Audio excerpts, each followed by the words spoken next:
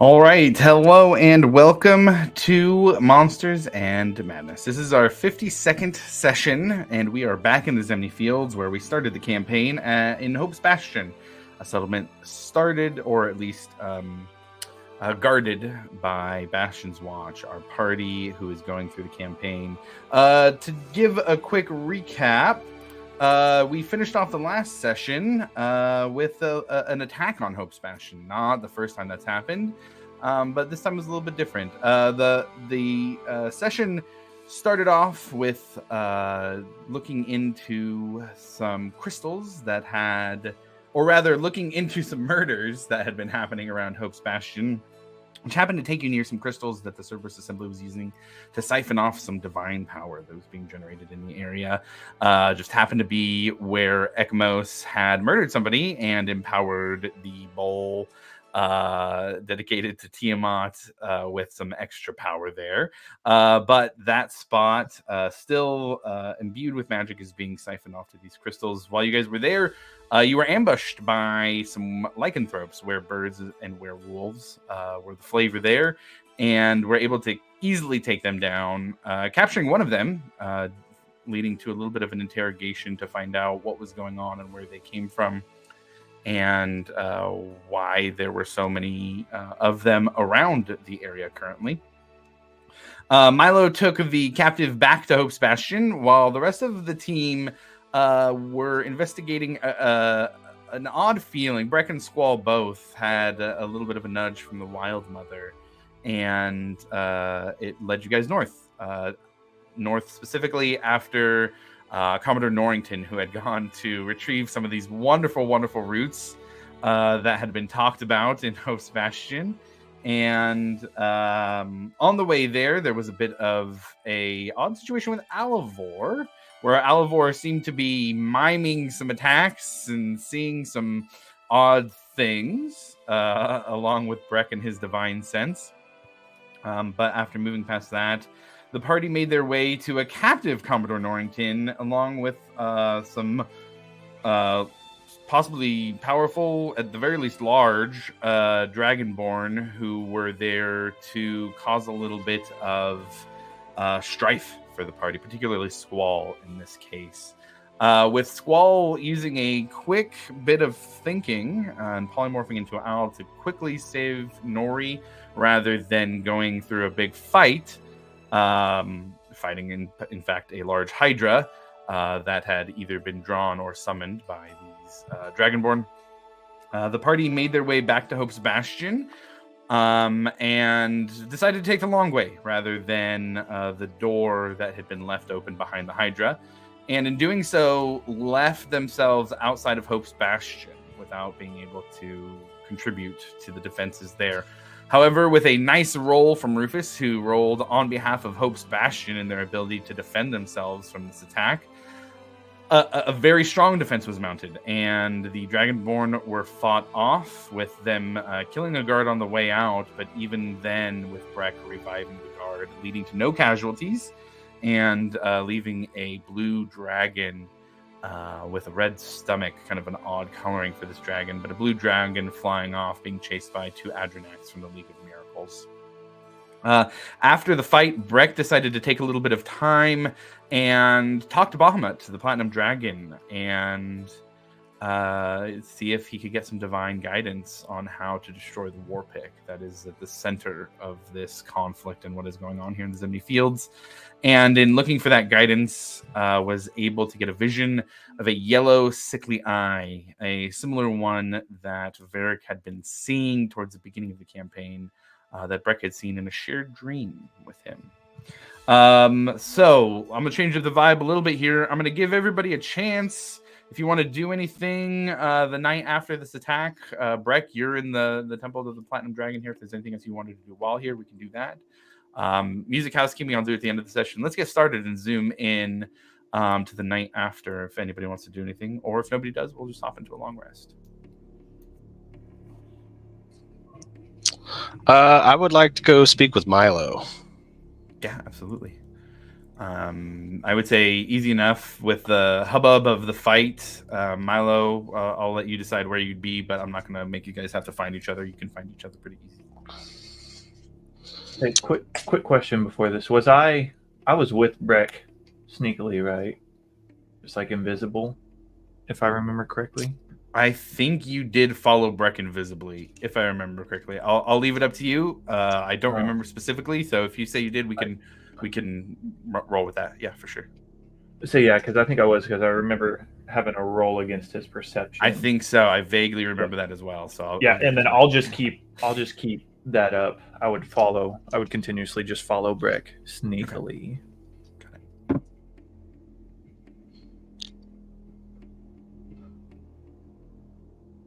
Milo, Hey, man. you there, buddy? What's going on? Is there any chance you could reach out to Varric for me? Yes, I believe I still have the Sending Stone, correct? I didn't give that away to anybody. Yeah, we got it right here, man. And I produced the Sending Stone and hand it over to Breck. You want to just send your own message? Yeah, that works. How many words do I get on that? 25? 25.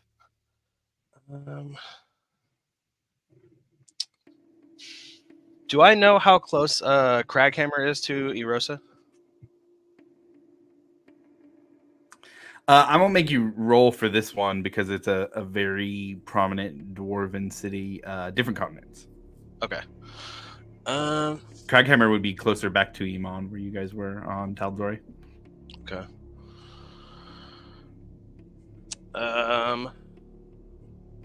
Varric, I had another vision of Yellow Eye.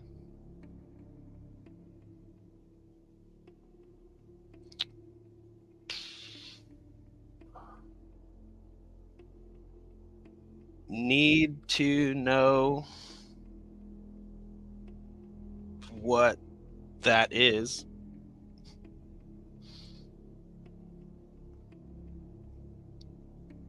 Dragonborn Myriad contact in Erosa.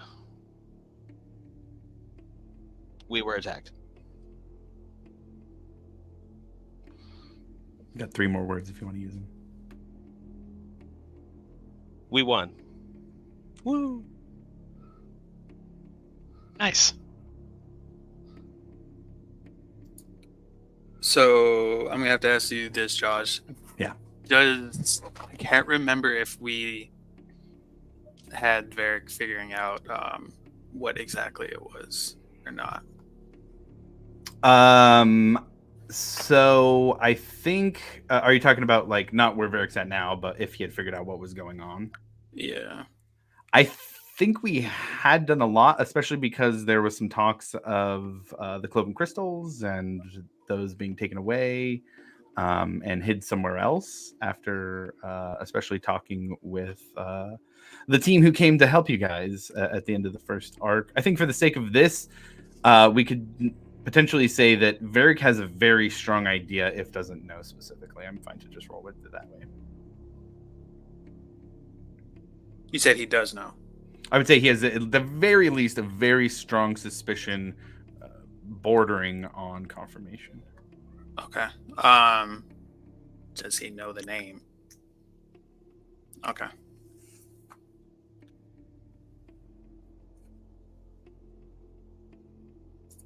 I'll send you a message, Flynn.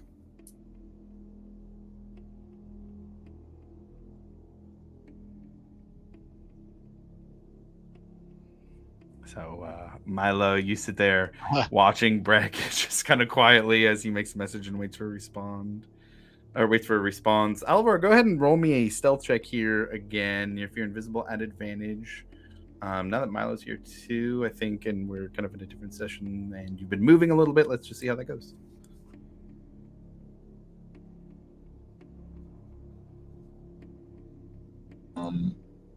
That's going to be a 28. 28. I don't think Breck or Milo has a passive perception above that. Yeah, I think I can confidently say that. So you continue to stay hidden. Doing anything specific? No, just trying to see what Breck's up to and see if he's being sketchy and trying to, gather as much information as possible. Yeah, I would say, how close are you getting to them while scoping them out? I would stay just out of the 30-foot range. Okay, so you could probably hear Breck talking. And Yeah, I to definitely. Mr. Varric. I don't know if I Recognizes want to him get as as well. close to get whispering because I wouldn't want to risk that Sure. being seen, but definitely talking. Yes. Okay, then you're able to hear what's going on as well. Sweet. So what's going on, buddy? Well, I went to the temple to the Platinum Dragon, seeking guidance on what to do with the war pick. And he gave me kind of a really vague vision. I thought Varric might have more knowledge on it. Yeah, I mean, he probably would. You're right. Is there anything that we need to be doing now, or? Not that really I can think of. I know that we were attacked tonight specifically because of the war pick, so destroying it has kind of become top priority.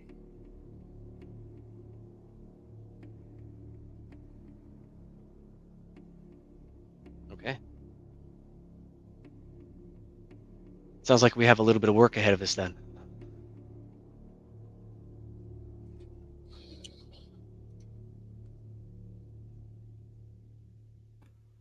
I'll say while the two of you are standing there, you see someone approaching. They have blonde hair. I'm actually going to drop an image into Discord here for an idea of what they look like. Let me get to my stuff.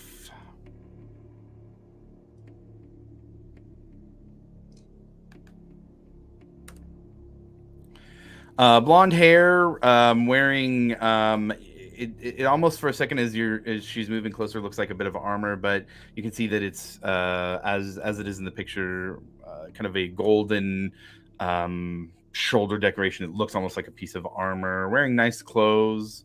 Not a very, I wouldn't say, welcoming look on her face. Very sharp features, and very just nice clothes in general. She is walking over to the two of you, and as she does, she kind of gives a bow of her head as she gets up there and says, "Hello, War Master Starosta." And she kind of looks expectantly at the two of you. I'd say, actually, both of you roll a history check for me. We'll see if you recognize her. 15. Is this Aerosaur? 21. 21. What did I hear you say there? What name did I hear you say? Aerosaur? Aerosauri? So I would actually give it to you either way, because this is information a player could have. That's one of those ones. But yeah, she looks, and you both, with 15 and 21, you both recognize her as Baroness Jenna Aerosaur, an archmage of the Cerberus Assembly. And she looks fairly tense, but gives a bow to both of you. Says, "War Master and Starosta, it seems that everything is under control. Is there any assistance that the Assembly can provide in this matter moving forward?" Well, I don't want to be rude. It's kind of late now. I was told that none of you came to the defense of the town to begin with. So it's kind of a rule of thumb around here. If you're going to be living here, you gotta help out. I see. Well, as soon as we have our meeting, we can determine who will be living here and what the responsibilities are.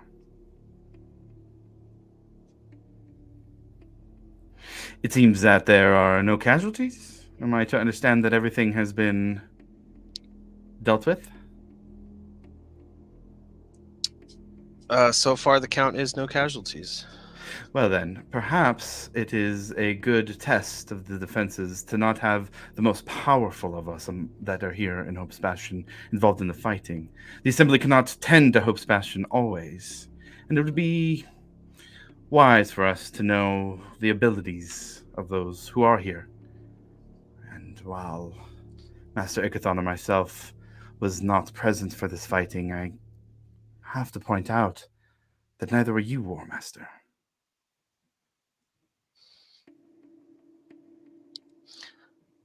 I was handling business out in the forest, dealing with werewolves that have been killing people of our town while you all have been staying here, doing nothing about it.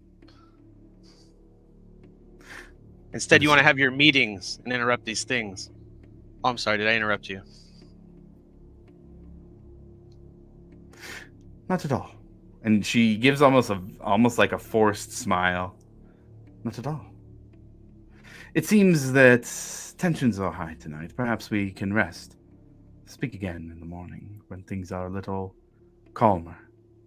More understandable, yes? Seems like it would be best. And I bow. Kind of stepping between Breck and She gives a bow back. Strosta, good evening. And turns to walk back, leaving the two of you.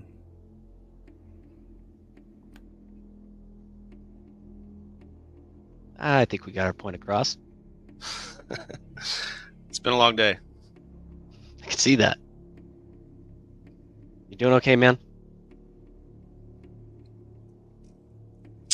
Yeah. I'm all, doing all all right. things considered. I mean, no casualties on a dragon attack. I think the training worked off. I think we did pretty well. Yeah, I mean I think that's a solid 2 for 2 at this point, right? I'd say so. What was the next step? You think we should wait for Varric or regroup? I have no idea when Varric plans on being back, but he I did just give meant me a some message. information to work with. Oh, he So- got back to you. Sweet. Yeah, you kind of see Brett perk up his ears like he's hearing something, a voice in his head for the response, just to give it some narrative flavor.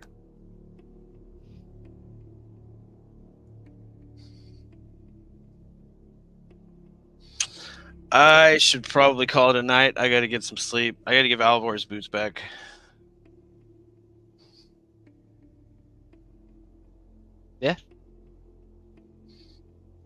Time to hit the old dusty trail. And I head off to my my hut. Huts are gone, but you do have Bastion's Keep that you can go to with you guys' new dwellings. In particular, Milo, yours is pretty nice. I would say if you had all went to each of your rooms and compared them, you'd probably think that yours is the nicest is the Starosta, but you absolutely can go there or somewhere else if you'd like. But the original huts are no longer around Hope's Bastion. Nah, he would walk into this new room and just kind of stand there, breathe it in, and then just go, needs more books, and then just crash. Cool. Alvor, what are you doing as Breck and Milo are leaving? Are you just... Yeah, what are you doing? So yeah, they just went their separate ways.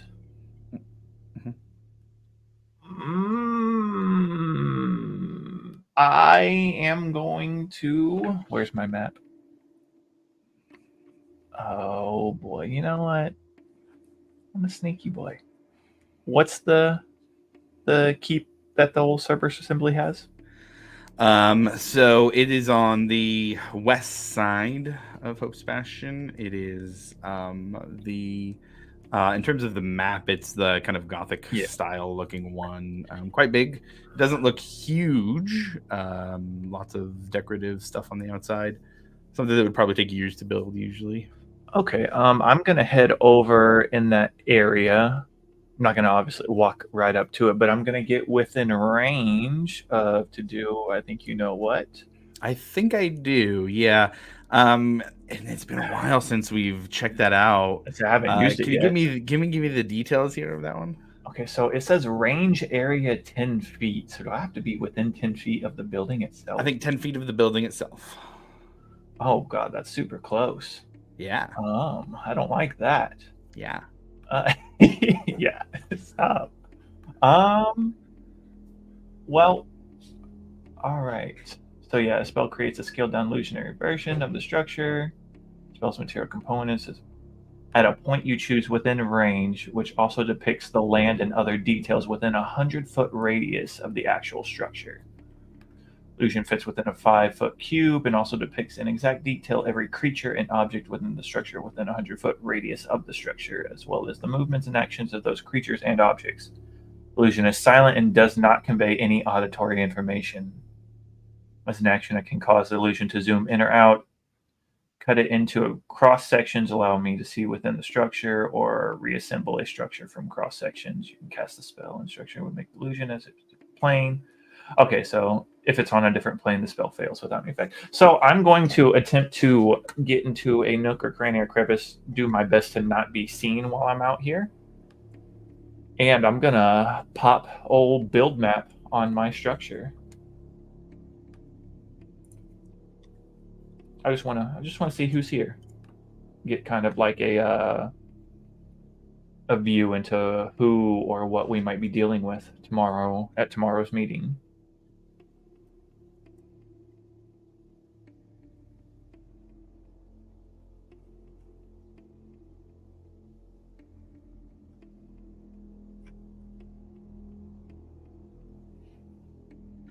So there's a couple things we gotta do here. First, roll me an investigation check to find a nook and cranny. Oh boy. A good place to hide. Oh god, investigation is horrible. Oh, that was a good roll. 22. 22. Okay. Easy enough. You find a little spot that is. It's not completely covered from everywhere, but it does give you probably like a 225 or so degree coverage, and just leaves a spot open. You are able to cast the spell to create the build map. However, casting a spell, unless you did greater invisibility, is going to break your invisibility. So go ahead and make a stealth check, but it is going to be straight because you are breaking invisibility to do it. Okay. 19.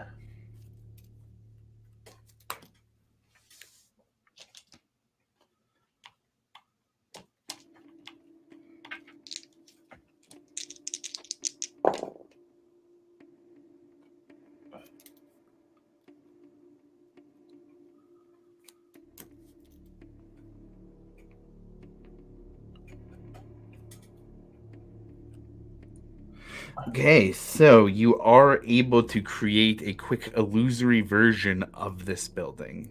Okay. You Quick can, question. yeah, hit me with it. Before we get Harry, how far away is Bastion's Keep from this building? Kind of on the other side. As in 500 feet? Northeast? Oh, good question.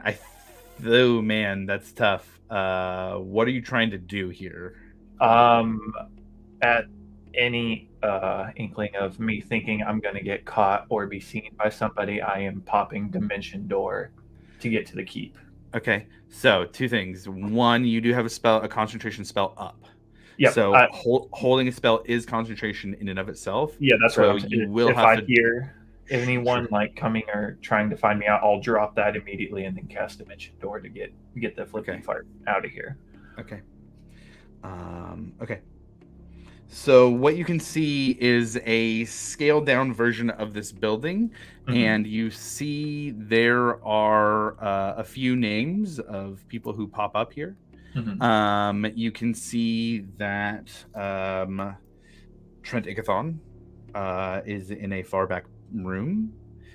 You can identify the room, so you know which room is Ickathon's. You can see the Baroness Jenna Irsor here as well. You do get a couple of other names overall. Let's see here. Lasharo Morning Surge is near Baroness Irisor.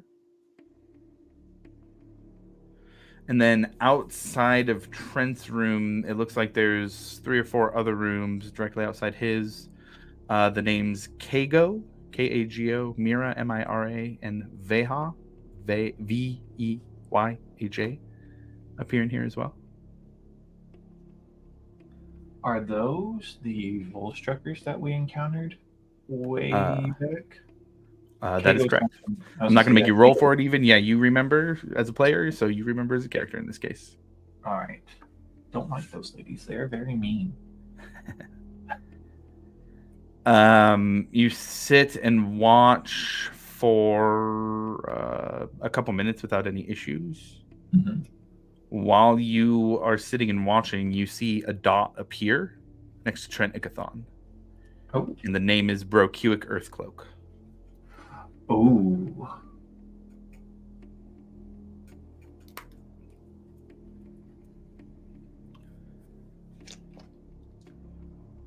What's your passive perception, Oliver? 15. 15. You hear footsteps about 30 feet away from you, Uh-huh. moving in your direction, Moving towards me. moving towards you. I'm gonna take a real quick look on my map and see who is it that's coming towards me. Ooh, that is a good question. Here, let me get this up here. See who or what is it.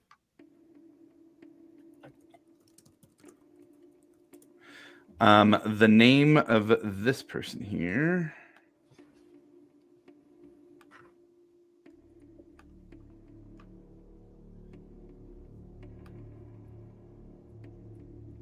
Give me a second. Give me exact detail.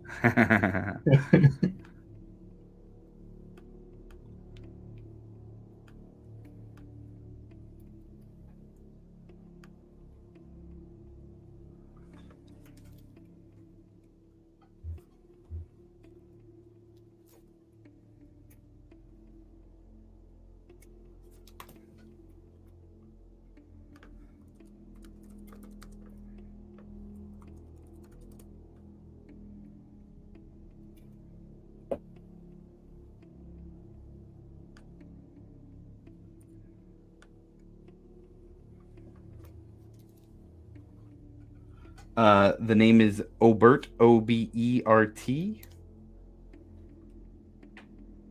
Mhm. Looks like a figure. Did it say in the spell that it shows you a figure of them, like what they look like? It also depicts in exact detail every creature and object within the structure. Yeah. Okay, got it. So just to give a little bit of extra flavor here, most of what you've seen have been humanoids. Brokuic Earthcloak is a dwarf. Mhm. Actually, okay, I do have to remember it is a cantrip, and it can't do a lot of crazy things. But this is a very particular cantrip for a very particular thing you do. So, yeah, Obert, human walking towards you, gives the exact look. Man, they're wearing the same type of clothing that Lasharo Morning Surge is. Ooh. So it looks like a Cerberus assembly person heading this way. Don't like it. And they're like coming right at me, right? Oh yeah, for sure. Since you can see them, they're moving right towards you.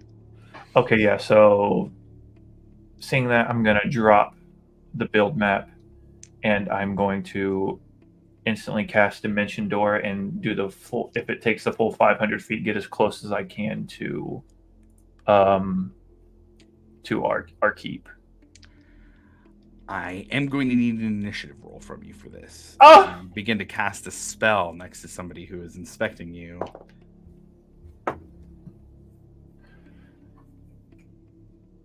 21. 21. Okay. You are first in initiative. It is your turn. If you're trying to cast Dimension Door, I'm assuming that's what you're trying to do. Yes. Okay. So you cast Dimension Door.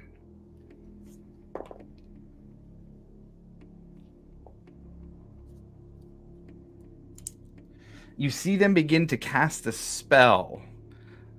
You've seen this somatic component before when Milo tries to counter a spell. Oh boy. However, they did not upcast it, so there was a roll involved, and they do not roll high enough, or they did not roll high enough. So your dimension door goes off. We'll say, I'm just going to call it right here because I didn't have any scale on the map. 500 feet would put you right out in front of Bastion's Keep. We'll say 500 feet is out in front, but not inside.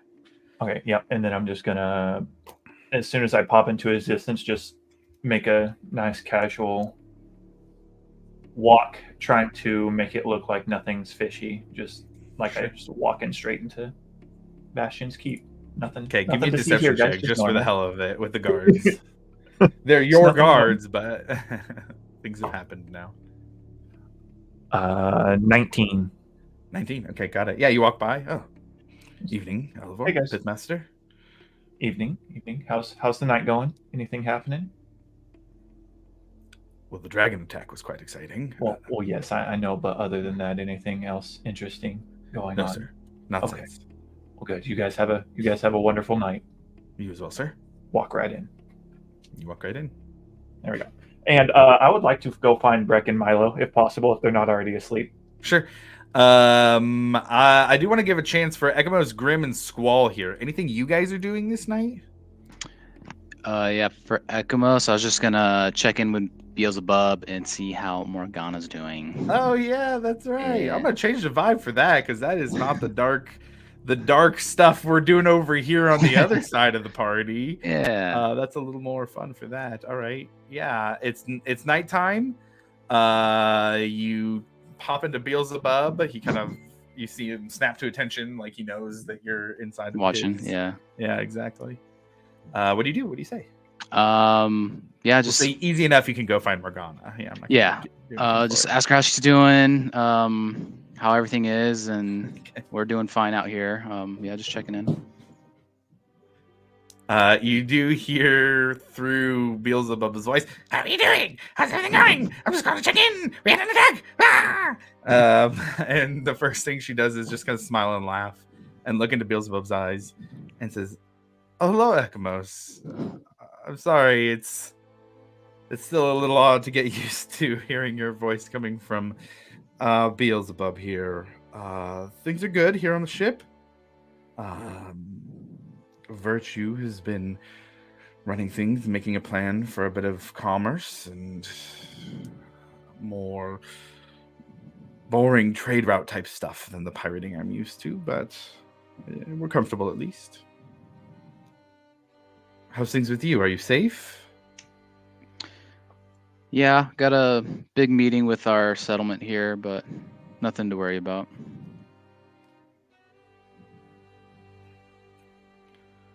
Well, with everything that you faced, I'm sure it will be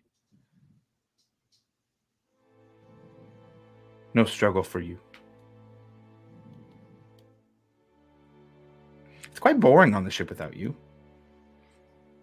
Beelzebub's fun, I guess, but Mumblefoot won't leave me alone. I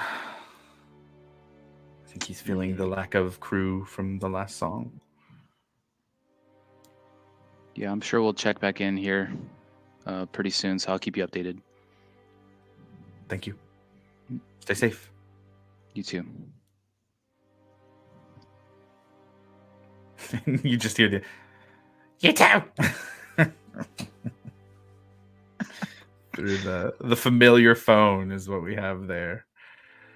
That's cool. Okay. Anything else, guys? Nope, and then straight to bed because I am exhausted. Okay. Grim, Squall.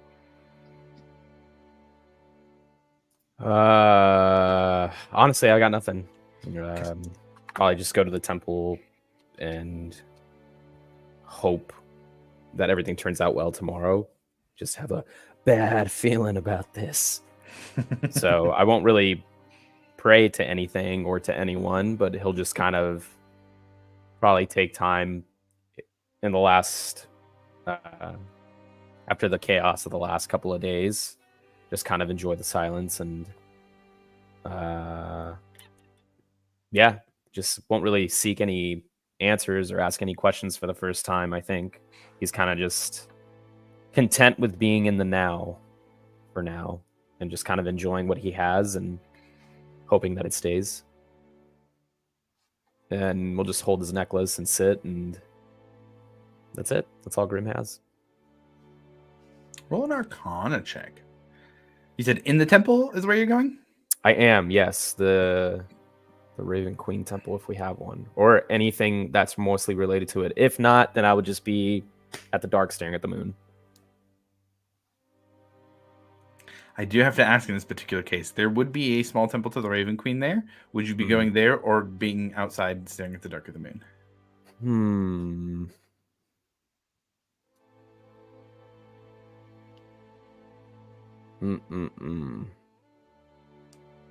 Man, that is an excellent question.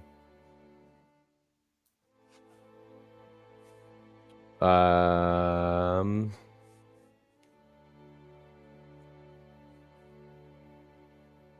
would say he's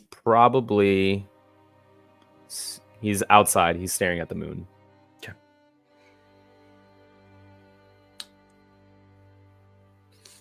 You're sitting there holding a necklace, at the very least thinking about the Raven Queen, if not visiting the temple. And you notice a feather falls at your feet. You're near a tree. You look, you don't see any ravens or anything like that, but a small raven's feather falls at your feet. And you look up. Roll me, this is kind of a weird check here. Roll me either perception or arcana. Oh boy. Okay, here we go. First roll of the day, baby. Okay. 24 for perception. So it's 9 or 18 plus 5. 24, okay.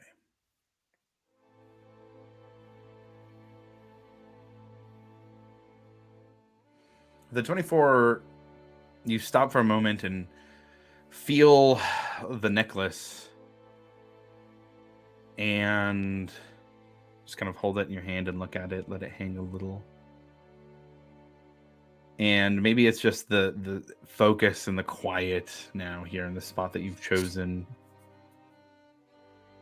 And it doesn't seem to start this way, but as you stop and think about it, the spinning kind of turns in a way that's almost like propelled in this moment rather than a constant spin like this. It's almost more of a which is a little bit different than it's done before.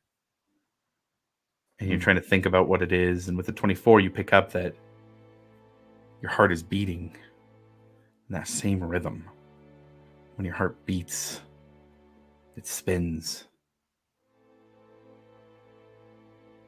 And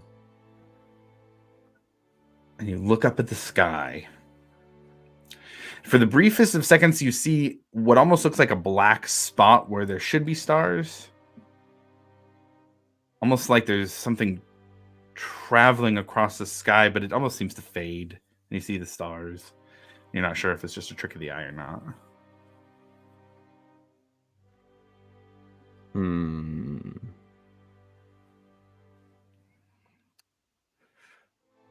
What I'm gonna do is I'm gonna do something a little weird. Just because, I don't know. I'm gonna do something a little weird. So with the necklace and everything and with the feather, I'm going to, and after seeing that spot, I'm just going to try it and fly as high as I can towards it. Like high. Like I'm just going skyrocketing up. Like as if I'm going right to the sky, to the moon. I'm just going up. So I have total 4 hours of flying. Now I'm not going to be flying for 4 hours, but I want to get up pretty high to a point where I'm like a small blip, if I could see anything. And I'm just going to go up there.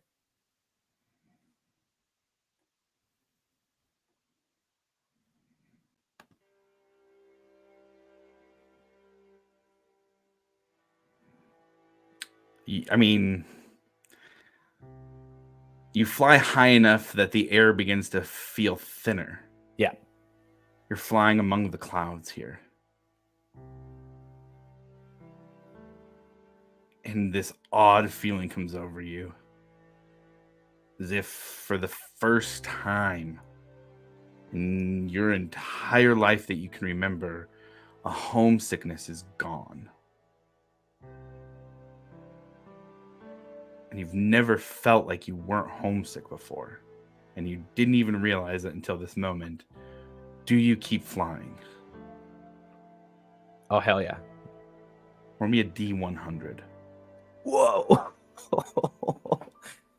Okay, I need you, and I need you.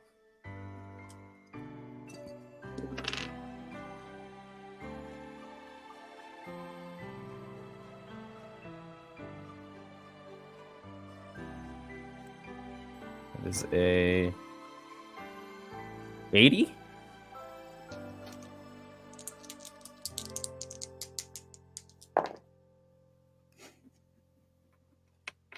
Oh no, I don't like that. I have a method of, I've done it sometimes for you guys, rolling similarly rather than rolling on a scale. So I have you roll and then I roll to see how close it gets to determine what happens moving forward.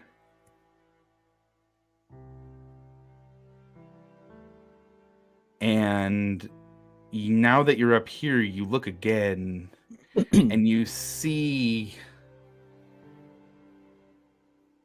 moving past a cloud, or rather you see something moving through a cloud, or almost like the effect of something moving through a cloud. From the distance you're at, it's got to be fairly large, a few hundred feet, and it seems to push the cloud by. And your necklace stops completely. And it begins to glow. A reddish color. Similar to the color of your echo.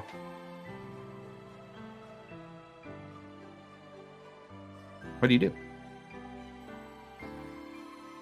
Do I see whatever it was? It's as if there is something blocking, or rather something that is large that is there that you cannot see. Moving slowly, but you can see the effects on the cloud it is moving through. I'm going to move towards it, and then I'm going to summon my echo to fly like right next to me, like as if it's like slowly drifting off of me, so it's like flying right above me. How far do you go? How close do you get? Oh, I'm going until I touch this thing if I could see it. Like I'm just going for it. You get closer, and as you get maybe 30, 40, 50 feet away, it's hard to tell up here without actually being able to see it, but as soon as you cross this threshold of invisibility, it's almost as if passing through a field where you can now see beyond it. And you see a floating chunk of land with a building on it, multiple buildings, some of them mostly in ruin, but some of them not. There are at least 3 buildings here that seem to be fully put together. Some that are in ruin.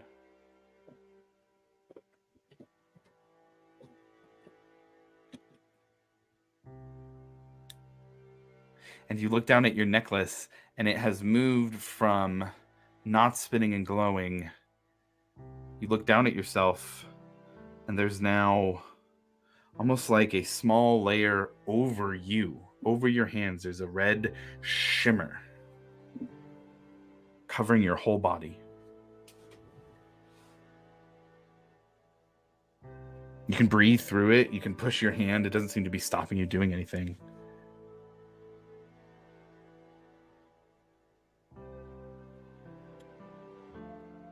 Huh. I'm just gonna keep going. Like I'm just sending it. So I'm gonna see if I could touch the buildings, if I can see anything or anyone. I'm just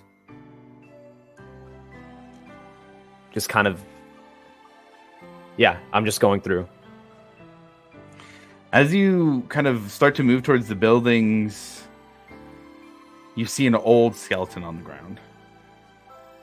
Nothing on it. Just old. Old. And as you see that skeleton, it starts to feel less secure. You start to feel a little more worried. Because you now have no idea where you are. And there's a dead person right in front of you. You go up to the first bit of ruins. Say you have to cross by maybe like 3 or 4 bits of ruins before you get to the first full building.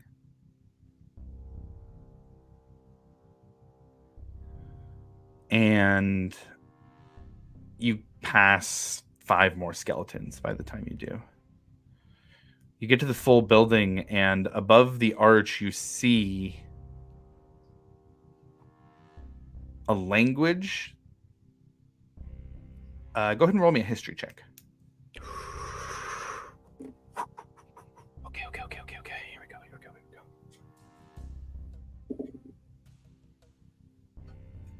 18. This looks like ancient Zemnian. Do I speak Zemnian? It would not be, so if you speak Zemnian, it would not be a form that you would speak. But it is close enough that you would recognize it. I'm going to. I can't read it, but I'm just going to write down what I see. Sure.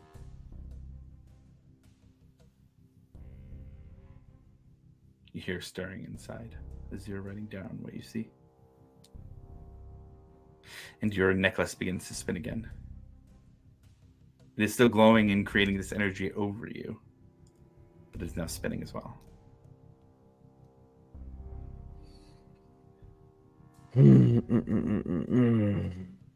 Oh my goodness gracious. I'm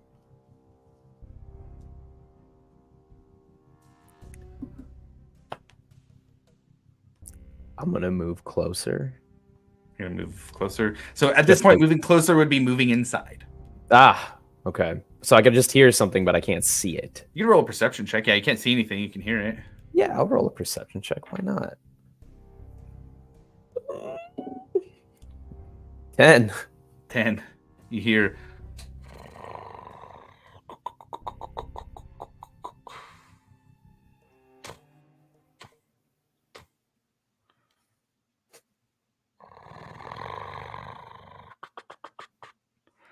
And it's successively getting a little bit closer.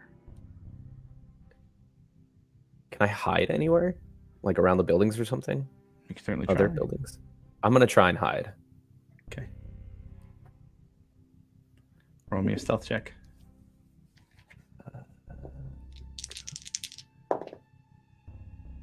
26. 26. Do you hide inside or outside? Would I be able to see if I was inside? It'd be dark. It's already dark. I don't think you do you have dark vision at all? I don't. All I have is blind sight for up to 10 feet. Blind sight for up to 10 feet is pretty good. Okay. You would be able to see up to 10 feet then. Yeah. I have not been having you roll at disadvantage, actually. Technically, if you're in the dark and you don't have dark vision, you just fail perception checks. If you have dark vision, you get a roll at disadvantage.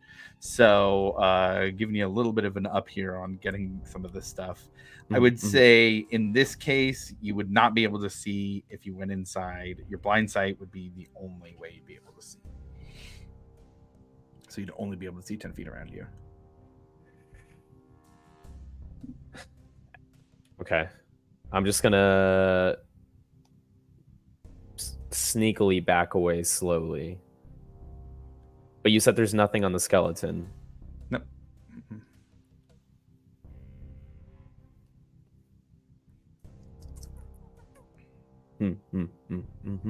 It's a little closer this time. Almost like a growl. a threatening growl.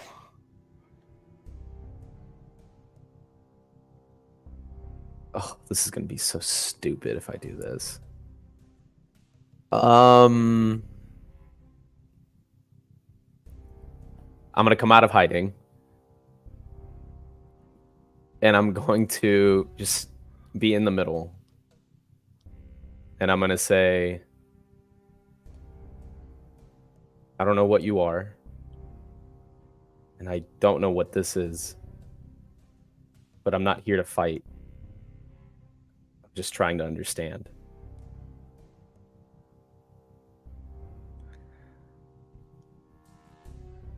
You hear now footsteps 40 feet away, moving closer. 35 feet away, moving closer to the door. You cannot see in the building. This is an archway, probably about 10 feet tall, 10 feet wide. Very ornate, now that you were kind of sitting here on the outside.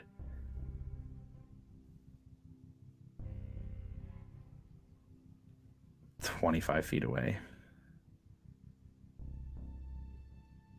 20 feet away would be then walking through the door, and you see a large head. Something that is probably about 7-8 feet up into the air. You see gnashing teeth dripping with saliva.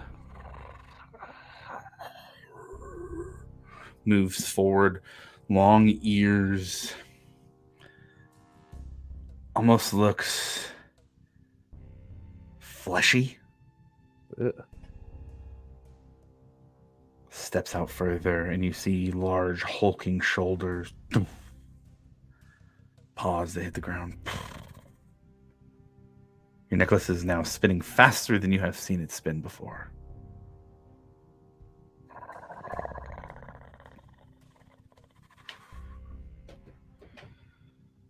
It sees you, and you can tell, even in the dark here. You hear it begin to breathe quicker. And it starts to lean back on its haunches. And it makes a move to go towards you, and I think we need to roll a quick initiative here. Fuck. Okay.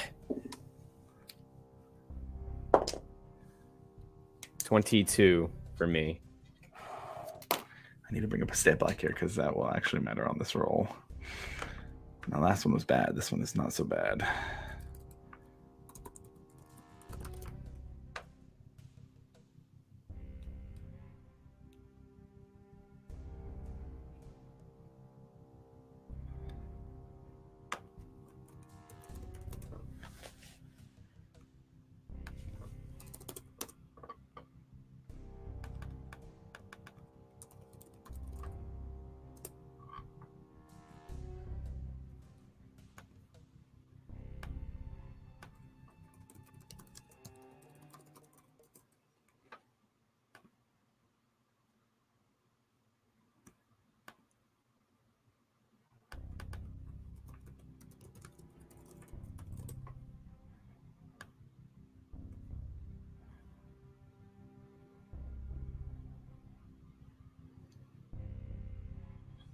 Okay. So they got a 20 on their initiative. So they are rearing back to pounce at you. What do you do? Are we still like in midair? Are we like, is this city like floating? No, there's ground, I mean, that you've landed on at this point. Mm. So moving through the invisibility layer, there is ground that these buildings are on. It seems like a piece of floating land.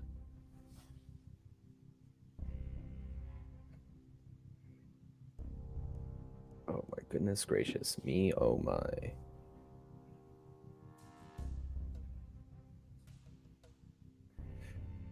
So he's about to rear back and hit me. This thing is big. Not And the small. necklace is spinning. And you do have some sort of it's projecting some sort of red light around you.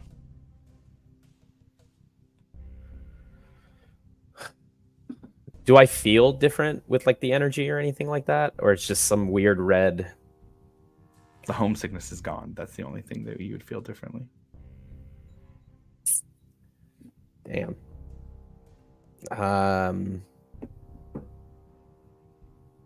Does this thing have wings? Do I see if it has wings? It's not within 10 feet. Oh yeah. Yeah, so the fighting fact is that you probably- can see it at all, and I'm not giving you a surprise pounce attack on here. I'm gonna do. I want to fight this thing, but alone is so stupid. So what I'm gonna do is I'm just gonna, as I see it about to pounce, I'm just gonna use my movement, my action, my bonus action, and I am zipping on out until I can feel like I'm back on like a floating place. Like I'm just gonna dip out. I'm just running. Like I'm dipping all the way back. Okay. If you're dipping, if you're going all of your movements, I'll say with that, if you're just going straight that way, you get on the other side of the layer where there was invisibility. And you turn around and don't see anything anymore at all. So it's completely gone. Like the city and everything. As far as you can tell, you don't see it. Is the necklace still spinning? Not as much, but it is still spinning. I'm And going to. And you look, there's no more energy around you as well. I'm going to allow myself to just free fall down. Sure. And I'm just, as I free fall, as my heart's racing, I'm going to project my echo 30 feet onto the ground once I get to that point. And right before I hit the ground, as I'm clutching the necklace and the feather, and I'm just allowing myself to fall, I'll project my echo 30 feet. Once I'm in 30 feet range and I'm right before I hit the ground, I'm going to swap places with my echo. So my echo smacks and I'm just standing there like, and that's it. Until I'm back on land. So I'm coming all the way back down. That's a hell of a thing to do. I'm going to give you inspiration for that move. And you free fall down in the night sky. And for the briefest moment, you have a flash of memory from when you were a small child of doing almost the exact same thing. But you keep your own mind, and as you get closer to the ground, you project your echo out and you go through your complicated landing process. And as you do, you start to feel an expansion of your necklace. And it breaks out of the box and starts to move into a breastplate over you completely with a red gem in the center, same color as your echo. Moves over across your shoulders and down over your entire torso, and you now feel in a way protected that you have not felt before.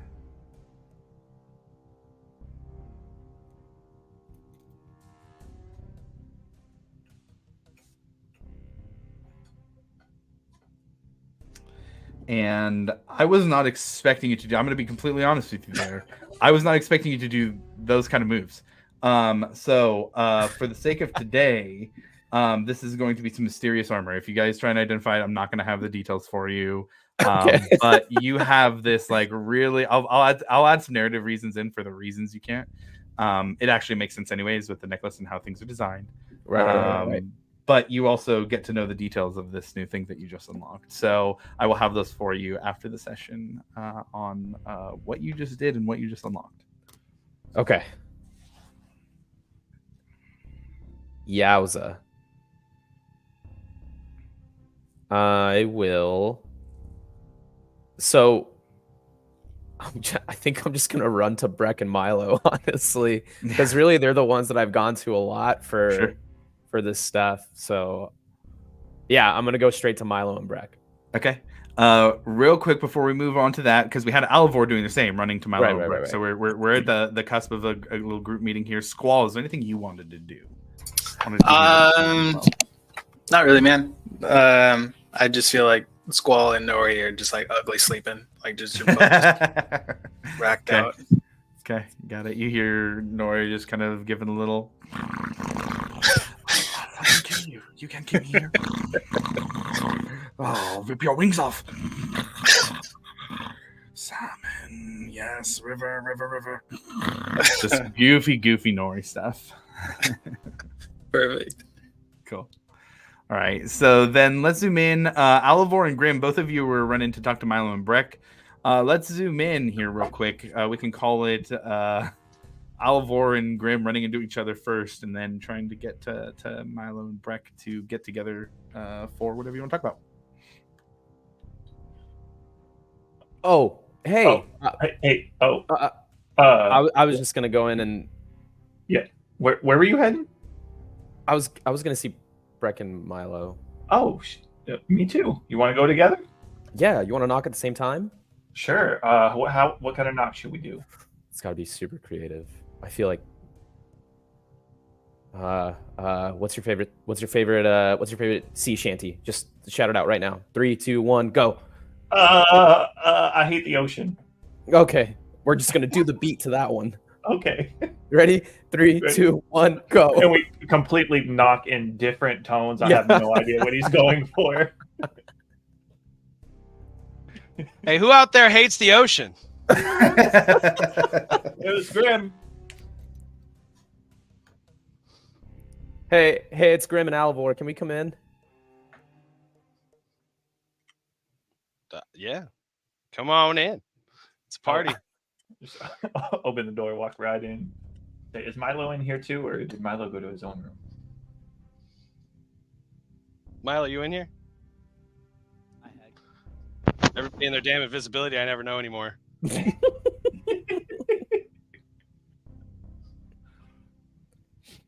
Milo? So I take it Milo's not in here. Breck, we need to go see Milo. Got a couple things. Yeah, let's go find him. You want your boots back? Yeah, I would actually really like those. I could use those Tripping over these earlier. all day. Oh, Milo's gone. all right. So I put my boots back on. This would have really helped. While we're going to Milo, is Ekimo Uh-huh. sleeping? Do we know? Does anybody know? I'm gonna wake him up anyway. Fuck him. I'm gonna go also knock on Ekimos' door real quick. How? What? Hey, are you sleeping? Group meeting. Yeah, I was actually having a great night's sleep. What's up? Oh, Why not are you thinking anymore. about Morgana? Ooh. Hey, whoa! All right, don't make me get in touch with Honor. All right, two can play this game. Oh! Okay, you're right. I'm sorry. Actually, I really Yeah. do need you. I need What do you need me you. for? I need Okay. you. What do you need? What? Changed up. I saw something and I just need your help. Oh, jeez. Okay, let me put on something. No. All right. Yeah, hide your tent. Get outside. We're gonna go to see Milo. Hide your tent. We're in this nice keep. What are you talking about? You'll learn when you grow up. I'm older than you. What do you mean? Maybe I'm Milo's, man. Okay. Let's go. Oh God. Wow. And as soon as he logs back in, I will drop him in. Okay. Well, But he's not shit, backstage should we yet. just wake up Squall while we're at it? Yeah, he wants to be included. Yeah, if we're gonna wake up everybody, we gotta wake up everybody. You guys want to get waken stabbed up by here? the Commodore from waking him up? I Does think anybody we'll have be all right. fish? We'll go through Squall's I pocket. don't. and we'll get the fish. I don't know. I'll be right back. Don't wake him up yet. I'm gonna run down to anything that I see open and get like 3 pieces of haddock. Ooh. But like nice haddock with some lemon on it, a little bit of like, sea salt sprinkled on top, gourmet style haddock. You know what I'm saying?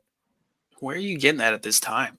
I don't know. That's what I'm saying. Sure. Anything, the first thing that's open, it's probably like a kebab shop somewhere down the street or something. Yeah. Honestly, Roll Even an if it's investigation not check. gourmet.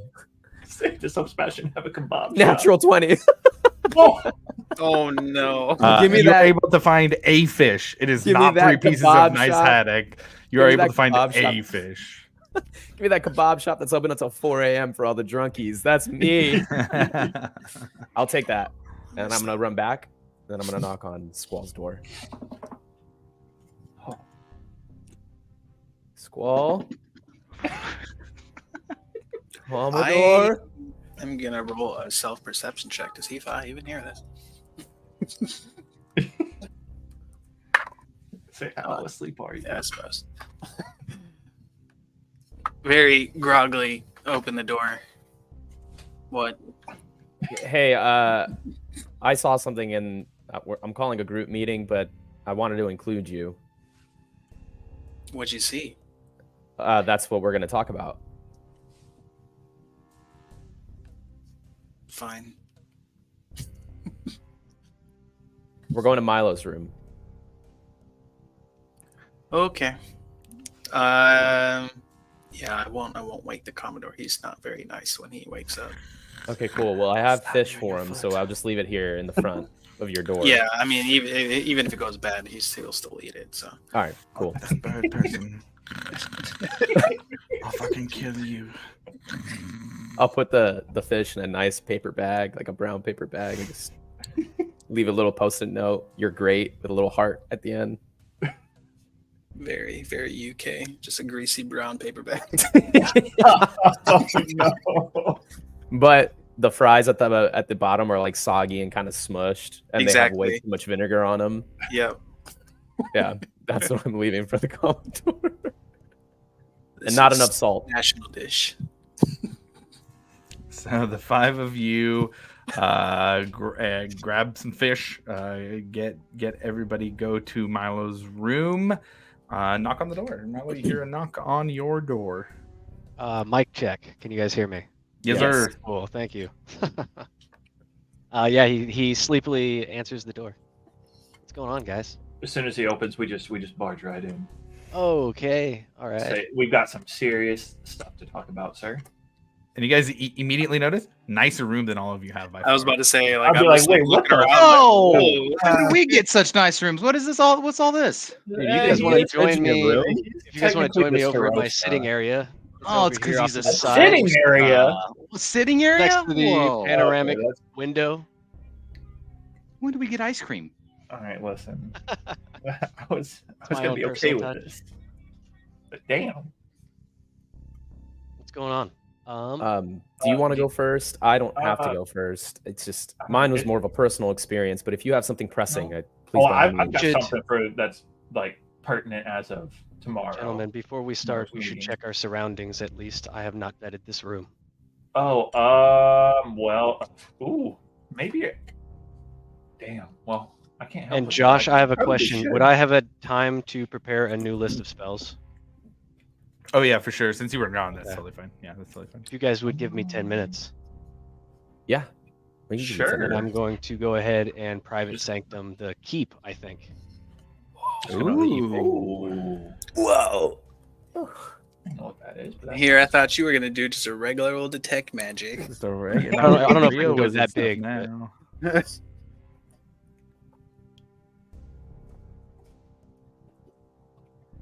So it can't So it's quite 100 be the feet whole. Yeah, now, I was say 100 feet. You To can the do room. a big portion, but yeah, couldn't do the whole thing. But yeah, easy enough. You're able to do plenty. And what is the material component there? No gold pieces value or no gold piece value needed there. So easy enough for you to use your spell book as a focus and cast private sanctum. Give me some flavor for that, man. What's that look like? That's a big spell. He just kind of opens up his book, and you guys see Silcine kind of come out, and he just starts kind of whispering back and forth. And as he kind of starts the end of the 10 minutes, you can see that energy charged up. And as he just kind of kneels down and presses his hand to the ground, and a wave of that light blue energy flows from his hand to every corner of past the walls and everything like that for just a split second, and then disappears. Ooh. So, what does this do? You make an area within range magically secure. The area is a cube that can be as small as 5 feet or as large as 100 feet on each side. The spell lasts for the duration, and I can choose When you cast to decide what sort of security spells, choosing any or all of the following properties. No sound can pass through the barrier. The barrier is a warded area and appears dark and foggy. Sensors created by divination spells cannot appear inside the protected area or pass through the barrier as its perimeter. Creatures inside the area can't be targeted by divination spells. Nothing can teleport into or out of the warded area, and planar travel is blocked within the warded area. So we're going to go with all of those, I think. I don't see any reason not to. And this is a ritual spell? It is a 10-minute cast. It is not a ritual spell. Oh, okay. I was like, that is powerful. Yeah, this is. And Wow, if man. I can cast this on the same spot every day for a full spot every day for a year, I can make it permanent. That's dedication. Ooh, That's some serious dedication. That's good stuff right there. So what you're saying is that nobody outside this little bubble can hear us, no matter think- what. like we are locked in. Trent's a bum.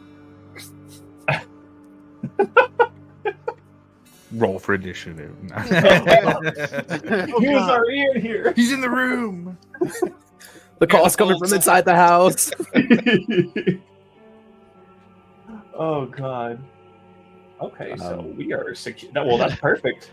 And then after that, I will casually walk over and then lock my door as if it would make the slightest bit of difference. Now we're really secure. Drop the key into Ooh. my pocket. Gentlemen, I believe that we're about as secure as we're going to get. Okay, all right. So what's up? So, do you want to go first, or No, yours sounded a lot more pressing. So please, by all means, Okay. you go for it. And as he goes, I'm gonna go sneak into Milo's, like, you know how hotels have the things you have to pay for, like the mini wines and like the mini waters and stuff. I'm gonna start drinking all of that. Oh, I'm right with you. We're like doing the full on Yoda going through Luke shit. Yeah, me and I am Squall are. also grabbing any alcohol I can You find. guys, you He's guys swallowing toss me one bread. of those. Yeah, all of us are enjoying a nice bottle of prosecco. Hey, thanks, Milo. This stuff's really good. Sipping as I talk. All right, Oh, so quick. taxpayers' money. Hey, it's okay. We can afford it. I got money. We're good. I don't have money to pay taxes. I mean, the town. Well, technically not me, but the town has money. You know, if anything, we'll just reach into the town purse for this. It's fine. They'll be all right. Corruption at its finest. It's fine. Just a few bottles of wine. We saved them from a dragon. It's okay. So, does anyone know anything about tomorrow's meeting as far as who we're meeting? Yes. no. Run that by me again. What's all? Yeah, what's the importance So- of this? All of this so again? tomorrow's meeting with the Cerberus Assembly. Does anyone know who we're meeting with? If I remember correctly, it's going to be the Jaina as Erisor and Trent Ickathorn, primarily. Perfect. Well, that's Would it great because be Earthcloak, would he be there? I haven't great read about guess. anything like that, would I? Well, I've got answers for you guys. So, turns out we have in the town currently, we have Trent Ickathon, the Baroness. Sounds like you guys already met. Some person called Lasharo Morning Surge, and surprisingly, Brokuic Earthcloak is here as well. I thought he was gone. I thought he was like unavailable, but I guess he's here as well. There's also some person named Olbert. I don't know, didn't catch the last name, just Olbert. Dressed in the same robes as Lasharo Morning Surge. And then we've got those mean ladies, the Volstructors, Kago, Mira, and Beha. Don't like them. Don't think they'll be a part of the meeting, but just letting you know they are here and in the Cerberus Assembly Chamber. So do all any right. of those people ring a bell, or should we be worried about any of those people? So, quick question. Obviously, I'm new here. Uh-huh. What's the significance of this place, this location? Like, why would they want to come here? Oh, so yeah, good point. We may have been or gotten on their bad side a while back. Couldn't tell you why. They're just grumpy people. The details kind of elude me. I don't remember exactly why they didn't like us. But yeah. I'm going to leave it up to the group, but do we have any reason to not tell Squall everything? You're just saying that. I'm like, I was gonna say, are you saying that out loud? Yeah, I'm gonna just say it.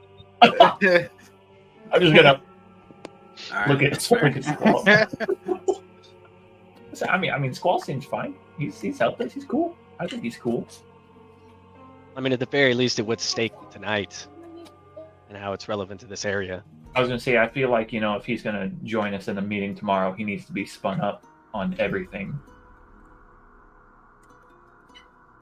So I'm going to go ahead and explain kind of my portion and my history with Trent Icathorn to Squall, and how he kind of ties into my part in being Starosta of Hope's Bastion, and how we came to Hope's Bastion. And just to say it out loud, because I don't know that we have in the campaign, we've just kind of alluded to it. Milo explains that Trent Icathon took a interest in him from a young age, and his time spent at school was one where his mother cautioned him greatly against working with Trent. Trent was known for taking on exceptional students and shaping them often in ways that made them more powerful than they would have been outside of his tutelage, but often left them having to deal with a very, very strict and very stringent methods of gaining arcane power. And while they're at the Solstice Academy, after spending some time studying there, Milo left. And I'll let you fill in the rest if you'd like. But Trent Icathon very much had an interest in Milo from a very young age.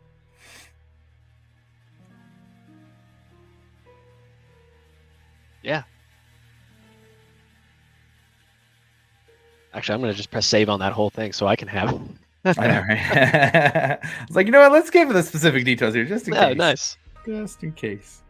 I would also say, just to give Milo a little bit of info, he can share it if he'd like, but if you're trying to share everything, in particular, Silverquill, Laix Silverquill, often tried to, it seemed in a way, shield you from Icathon. Not necessarily anything so overt as to like protect or stop from attacks or push him away, but often would take you under his wing and try and get you to work under his tutelage rather than any of the other professors. That's how you learned your Quillmancy.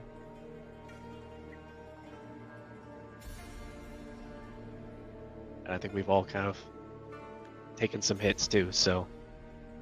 And that was kind of all in work of the idea of this place being a bastion for those who don't have anywhere else to go. And right now we're under pressure for doing that. Mm-hmm. So if you're down, man.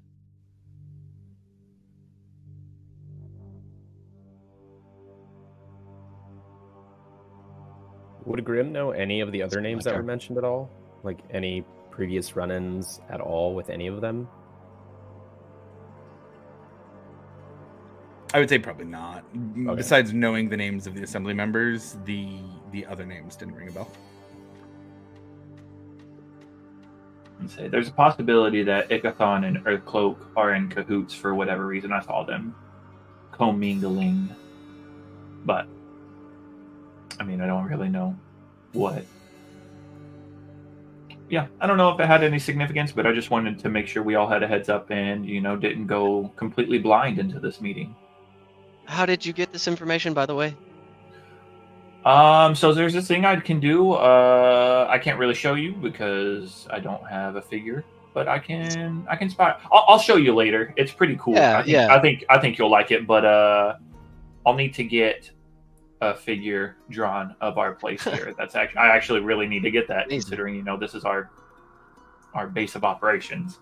So and I like write that down, like get figure of Bastion's Keep. Yeah. I will go so far as to say, however, Private Sanctum would block that. Oh, it would, wouldn't it? Yeah. So just something to think about in the future. Oh yeah. So yeah, Milo, that thing that I can do. If you've got this thing up that you have up right now, it won't work. But I could show you outside of the spell's effect.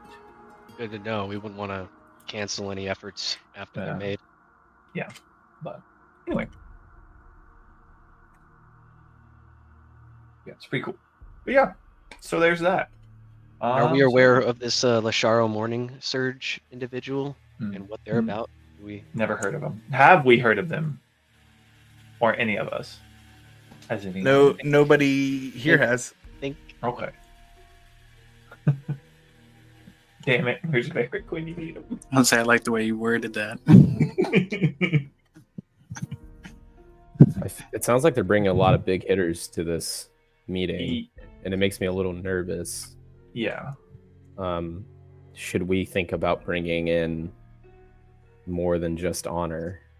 But then if we do, that would put other people in the line of fire, and I also wouldn't know who else to bring in. Well, I don't think the intent is to fight these people.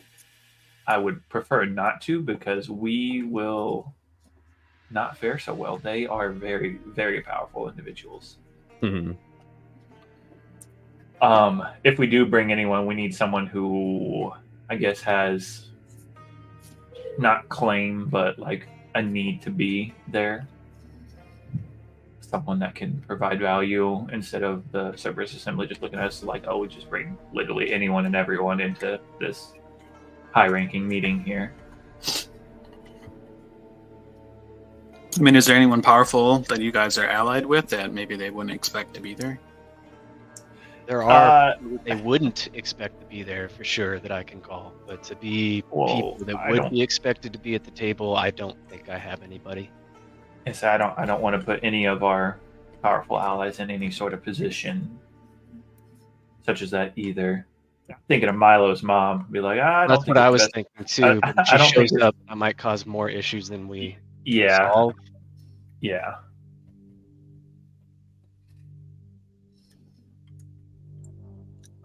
Is there a way you could contact anyone that maybe they don't have to be there? Maybe they could also.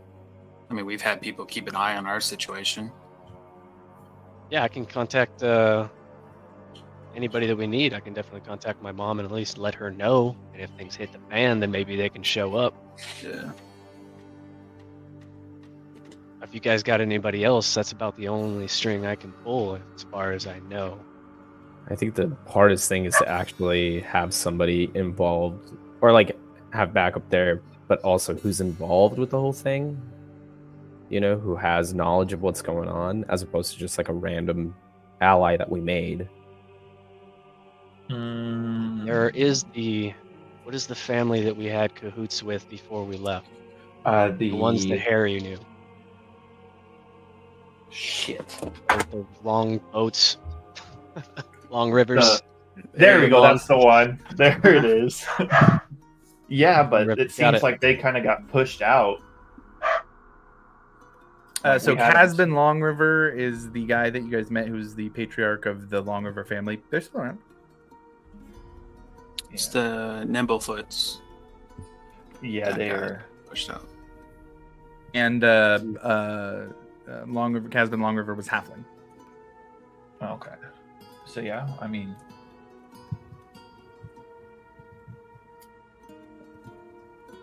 that would be an interesting group to have at the table. I'm not going to discount that. Yeah. What do you guys think? I mean, where are they? And are they going to be able to get here in the morning? I mean, I can send a sending to them as well. Do we know approximately, just with our past dealings in Harry, if they've got like a ranch outside of town or something? It's pretty far outside of town. If I remember correctly, it wasn't like super quick. You could always try. You could see if you could get them there. They may have quicker methods as well. And I've met that man, right? So yeah, you guys, I would say Squall hasn't, but I believe everybody else has. Maybe not Grim. That's definitely two messages that we can send. I'll even throw out Harry's there in town too. He was already in town, so he met with you guys. Not the last session, but the session before you guys, when you first got into town. Harry was there. Oh yeah, Harry's definitely coming in on this. Say as much as he probably doesn't want to. He's being a part. He's been here through it all, so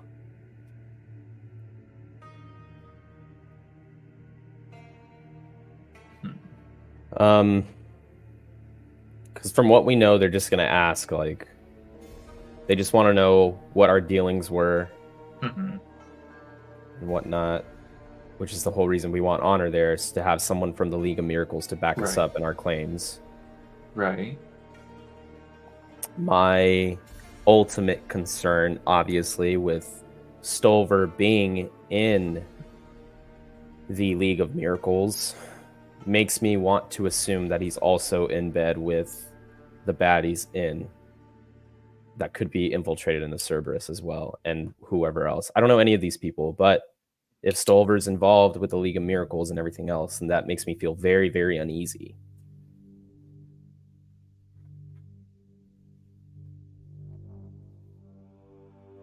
Yeah, Because that would means be- there's like a lot more to this, and the fact that the founder of the guild, who had supposedly died like centuries and centuries and centuries ago, is all of a sudden the one who ran the tournament and is alive.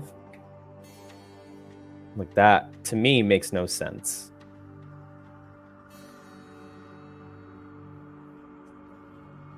And the last I heard about the current leader of the guild, Lysander, according to Nora, was, I believe, somewhere the last seen in Darktoe, if I remember correctly. But that's the last whereabouts I have of the current leader. But now it trips me out that the founder is alive. Oh boy.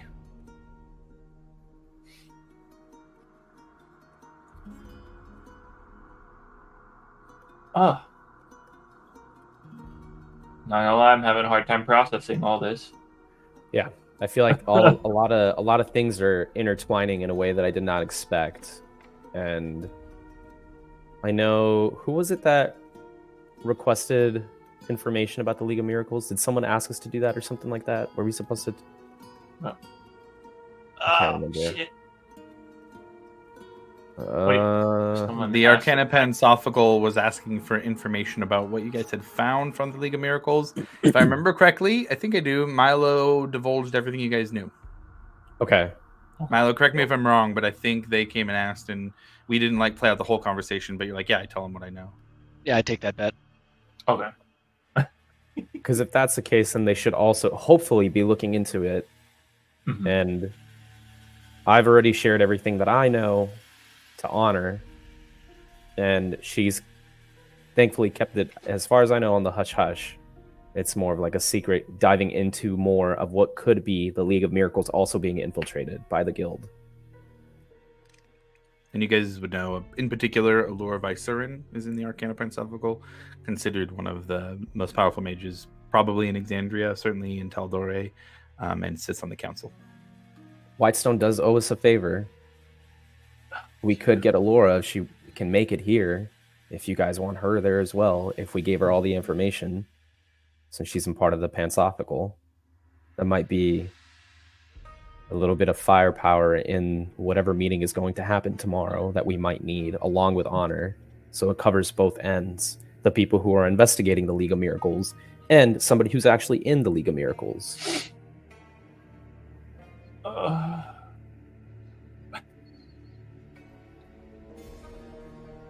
I'm You kind know of what I'm saying? hoping that we can kind of just get by through the meeting. Mm-hmm. Keep our mouths shut, nod, smile, wave, and then not Well, divulge any Smile and information. wave, boys. Exactly, and I'm hoping that we won't have to waste any sort of very valuable Yeah. chips in our favor. I mean, if you think that's necessary, man, that's okay. But I'm hoping that we don't have to fight tomorrow. No. I don't think we I should don't fight think we tomorrow. should at all. I do like the smile and wave approach. Hey, And we did nothing wrong. and then the Everything's second they turn their fine. backs, we stab them.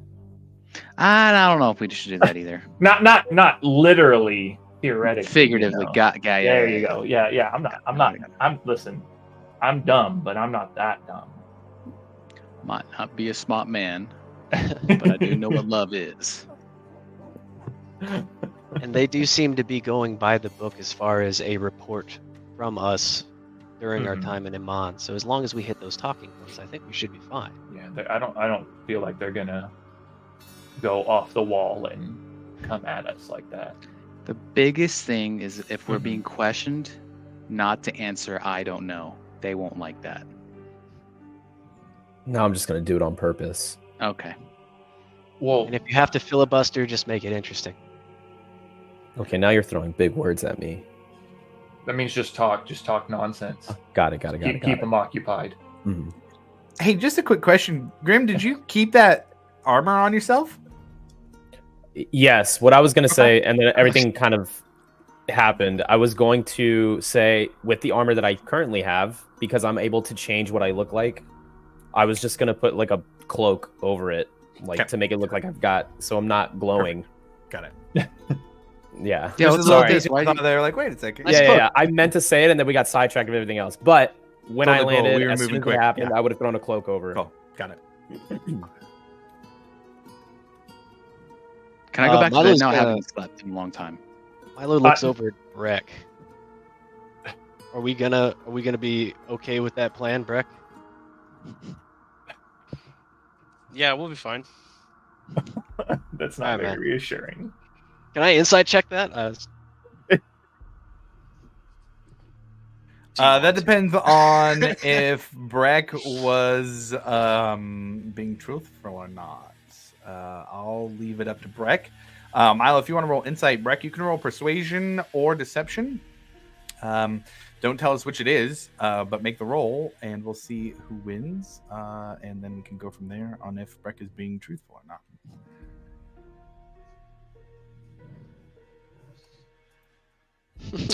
I rolled an 18.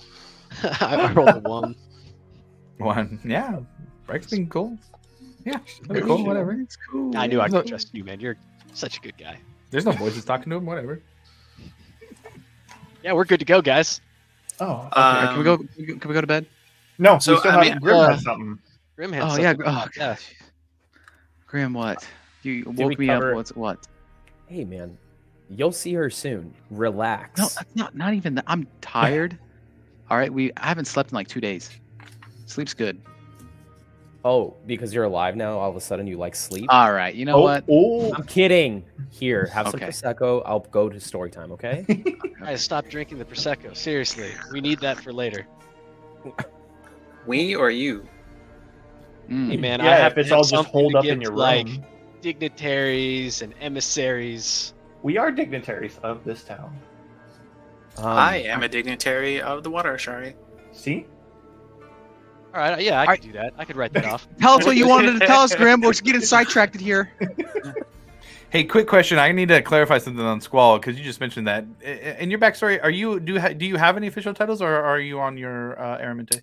Oh God, no! I wasn't. It wasn't Aramante. Shit. Did I Okay. say it was? Now, if you want to tell them that you're a dignitary, that's totally fine. I was just checking real quick. That was just a detail for me to check. There is a See if you title. figured that out. I forget what it is. Wave something. Wave rider. Yes. Okay, got it. So you're a wave rider, but no Sounds other. cool. Okay, got it. Cool. Got it. Shred. Otherwise, your stated goal is leaving on your Araminte. Just get pitted, dude. Dude, you see me shred that sick wave, dude? You can thank Matt Mercer for that. So. Sup, dude? Name's Squall. I shred the pit and shred I the got a gnar. freaking sick otter on my shoulder.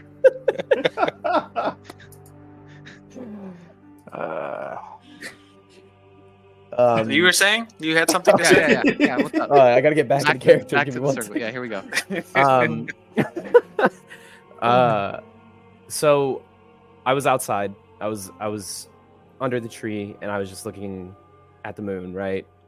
I was just not meditating, but I was just with my own thoughts and I didn't want to do anything wild. And then I was just trying to be in the moment.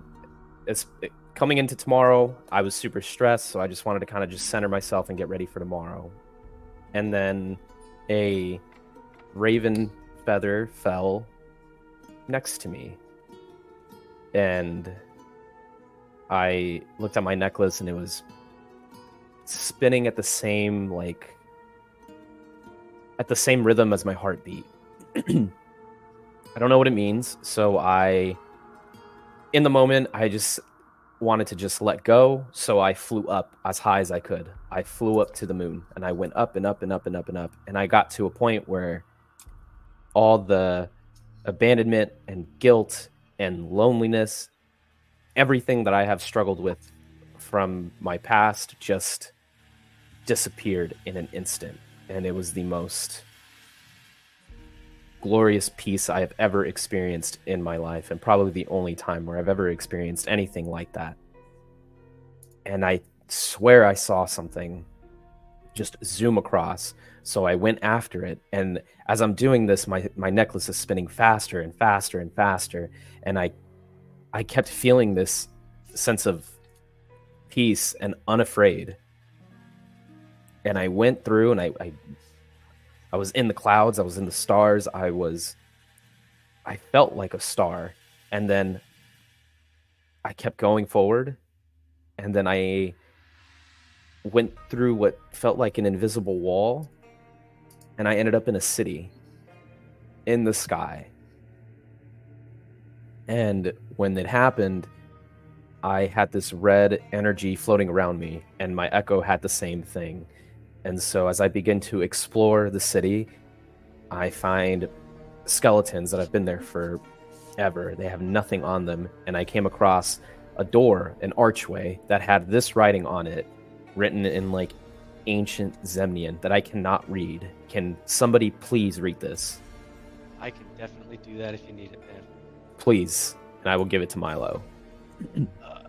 I take it over to my nice, finely carved mahogany study desk. Oh wow, this guy. And built into the side of the wall there. And I kind of lay it out, and I'm going to instantly use the feature and instantly cast a ritual spell of comprehend languages. You do so. You would recognize the words divine disruption. And I just say that out loud as I read it. Divine disruption. So when I was up there, it was really dark, so I couldn't really see anything. I just, through the archway, I heard growling. And I stood in the middle. I said I didn't want to fight. I'm just trying to understand. And out came this creature growling. And I will try my best to describe the creature that I saw. And I wanted so badly to just fight this thing. Because one, I felt fearless, but two, I just wanted to, because I'm stupid. I'm a stupid pirate, and I just did it. But I didn't. Cooler heads prevailed, and I did not want to die again. So in the moment where it was about to attack, I just darted back right where I came from. And when I passed through the invisible wall, everything disappeared. It's as if nothing was there. I couldn't see anything. And in that moment, I just let go again. I allowed myself to free fall all the way down to the floor. And at the last second, right before I hit ground, I swapped places with my echo. And then all that feeling that I felt before came right back. All the negative things that come with my past came back. But my necklace, still continuing to glow, then turned into this. And I will take off, or I will shed the illusion of the robe, and I will then show the armor that is now on me glowing. And I will show them that, and I'll be like, and then I got this. And I don't know what it is or what happened. But when I was free falling and I landed, for just the split second, it was like I was hit with the flash of a memory of doing that same exact thing. And then it was just the weirdest thing. Like, I've done it before. I've felt that feeling before. and I just don't know what any of it means. So But you just free fall. There's a through the mysterious sky. city in the sky that we should probably go see, because I don't know what it is, but it might hold answers to more of my shit. God damn, dude, that's some heavy shit.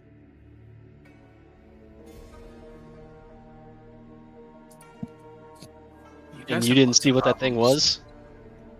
was? Not entirely. It was just big and fleshy and had long ears and growled.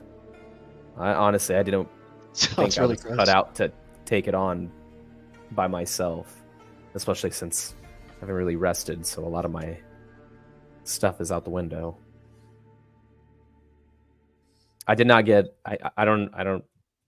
That's the best description I can give you. I honestly have no idea what it was. It was just fleshy and mean and kind of drooled a lot. That's insane, man. You made the right choice, though. Do you mind? And I kind of want to like get really close up and start looking at your new armor real fast. Yeah.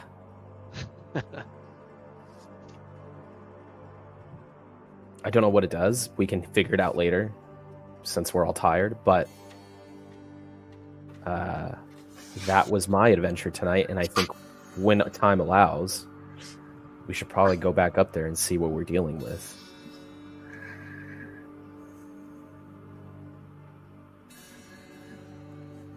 Your story was a lot cooler than mine. I'm not gonna lie. That's fucking sick. I want to go free fall from the sky and get cool armor. I just don't know.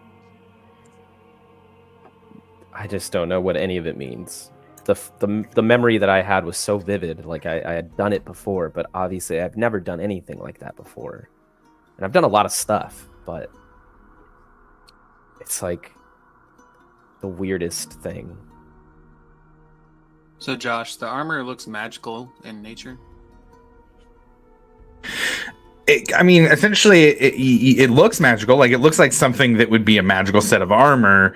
Any inspection of it, just like the necklace, feels almost as if there's a lack of a thing there. There should be something touching the weave of magic, but it is as described before, an empty type of magic, potentially something ancient that eludes identification, divination, or other types of magics, as far as you guys can tell. And it still gives off that same vibe as armor instead of just being necklace.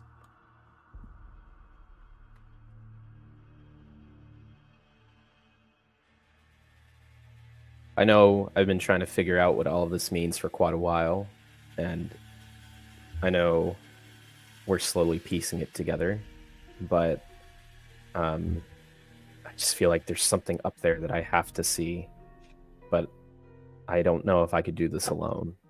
And I know we have a lot going on, and I know we have a huge meeting tomorrow. I just wanted to tell my friends that I need help figuring this out. Oh man, you sold me on it at Ancient Sky Ruins. I'm in. I am totally down to kick a monster's ass. That drools a lot. I want magical sky armor, so yes, I'm in.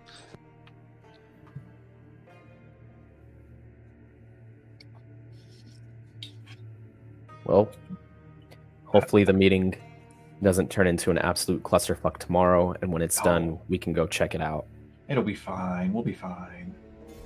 In the short time I've known you guys, everything seems to be a clusterfuck. Well, No. that's only because you always look at everything with the glass half Exactly. empty mentality. We've got this under. This isn't the first time we've had these types of meetings. We'll be fine. Kind of. Maybe. All right. We'll try Yeah. our best, okay? What an itinerary uh, tomorrow. Since everyone's gathered, does anyone have any spare cash? Oh my. Milo, what'd you do to this man? I don't even know this man. First you, now him. Well, you know, I've they, got this, and I hold up a copper piece. About all I yeah, got. it's not gonna cut it, but Well, it's spare cash. the Picky. scry wasn't cheap, and I would very much like to do that again. How much? How much you need? How much you need? About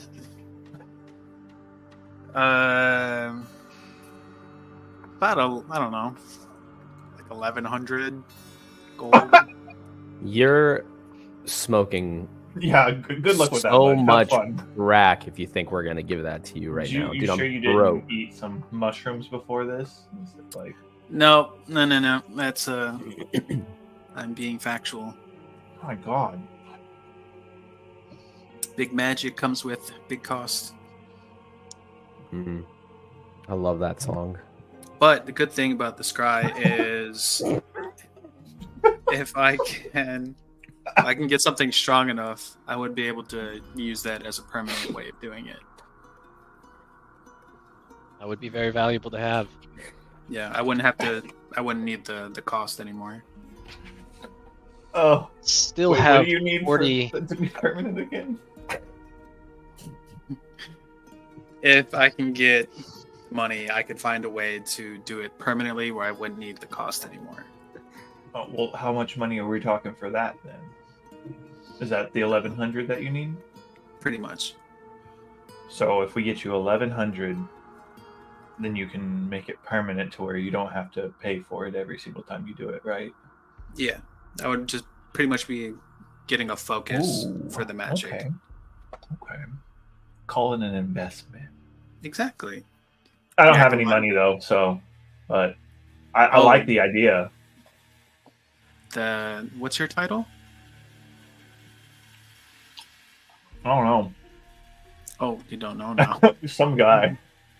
I'm the Some pitmaster, guy. okay? I can't be spending the town's money on your spells and stuff. Come on now.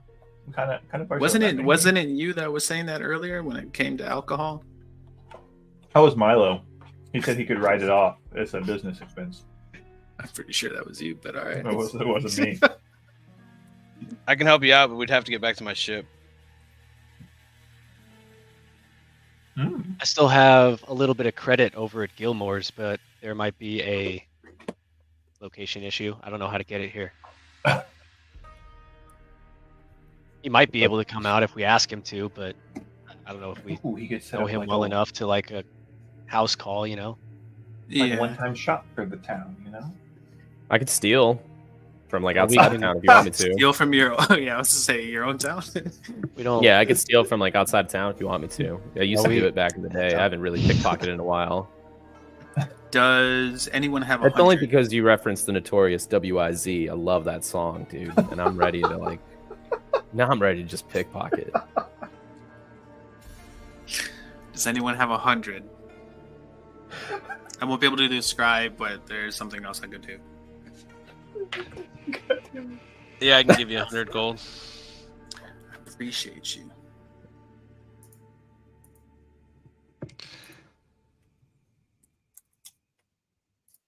So since we're telling secrets, What secrets are we telling? this new weapon of mine really likes gold.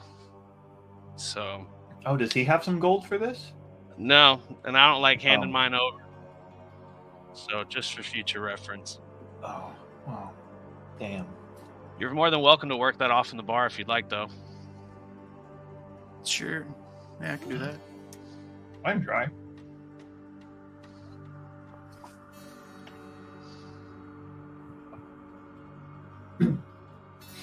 I mean, I can attempt to scrounge up some pennies, but I'm gonna let you know I haven't done many bard things in a while. I'm pretty rusty. Have like a practice concert for you or something, like a little like small gig Yeah, first, and then we'll yeah, work our way up. Well, I think I need a couple of just solo practices. I think I need to work before I have any sort of public performance. Like a whole in singing fear in the of- shower type of gig. Yeah, Or exactly. song? I'm not trying to Yeah. shame myself in front of the entire Got it. town right out. What's Get the out of my room. Are we done? Milo. Are we good? No, we were talking. Meeting We were adjourned? just having a conversation. He asked for money. I'm going to bed. Oh, I mean, I guess. if you think about it, you could use town funds for it. Just call it defensive divination. Oh, see now when you put it like that, We'll have to get you contractually committed to the Yeah, we'll have to draw something up. I'm gonna have to look. to at the Hope's book, Bastion too. before we start committing funds. to Oh, your... I do like that actually, idea. That's a so the wonderful fun- idea, Squall. I will write that up as soon as possible and get it to you. The funny Look at thing this. is, I'm I talking to the actually- right people. I do have the funds for that. I was just given a nice. Yeah, we're gonna have to look at that. We're gonna have to draw something up. All right. Well, I'll let Make you sure get that to sleep. assets stay within certain boundaries. Yeah, we'll have to figure out how to write that up, Milo. We're gonna have to be real delicate with that one. Of course. But in the morning. Oh, What do okay, you- okay. I mean, yeah. I wasn't What do you saying guys, right now or anything? You guys tired or something? A little bit. Yeah, I'm yeah, kind I of mean- sleepy. Could always use a nap, you know. Like the most Ron Or- Swanson face. I'm an elf, man. Trance. I'm chilling. Yeah, I'm gonna go to bed, but before I do, I swipe Yeah. a couple of the complimentary cookies and like a little more of the snacks that Milo has on his little counter, his marble like mahogany desk, and I'll just like, all right, Milo just defeated, just accepts it and waves him off. just take it all. It's like the furniture and like everything else in here just like a step above what we have. Yeah, generally. Jeez. Like how many pillows are we talking? Roll a D8. D8? Oh, it's got to be. I'm thinking like in the D12s, right? Yeah, give me a D12 then. I'll give you a D12. Let's up Dude, it. our I'm down room with is that. filled with like Goodwill type furniture, while Yeah. Milo Oh, is literally there's only like, two. We could only get Dude. two. Two, Oh. but they're very they're full. There's one pillow across the whole top of the bed. The bed itself is like cow king size, and then another like very very nice one, maybe even slightly magically enchanted on top of that to always stay cool, always be on the cool side of the pillow. Oh, it's like a dang. pottery barn in Milo's room while we're at Goodwill. As I'm walking out, I'm just gonna disturb one of the chairs and make it look like it's offset and just walk out. Damn it. I'm just gonna take said chair. Oh. I am going to teleport. I'm going to port Squall outside the room and then slam the door with a. While I'm holding Telekinetic onto the shove. chair. Except, boop. If the chair goes, the chair goes. Oh, okay. I guess. Okay. Well, then we can say everybody after that meeting goes back to their rooms for the night and can mark a long rest. I think this is a good time as any for a break. Pick your spells carefully, I would say. We got a big day coming up. So who knows what's going to happen. Let's call it 15 minutes. We're 103 Pacific, so 18 on the dial. Wherever you're at for coming back, let's take a 15-minute break, and then we will jump into the meeting after that. See you guys in a bit.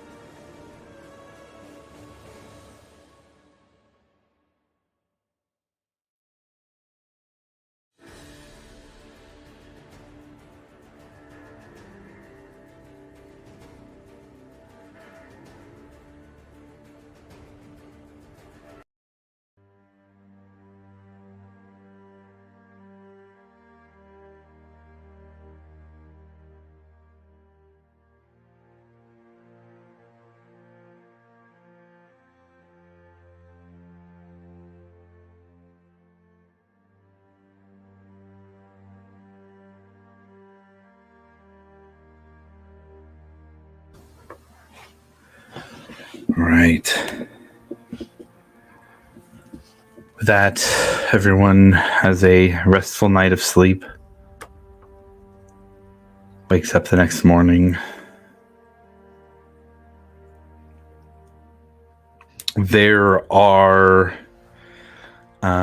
pieces of parchment outside of each of your doors requesting a noon meeting from Baroness Janet Irisor and Master Trent Agathon.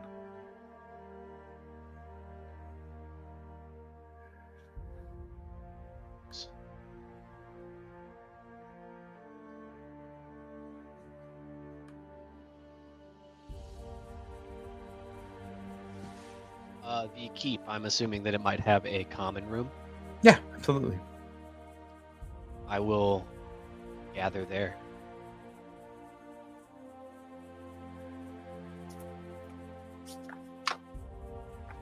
How much time do we have before this starts?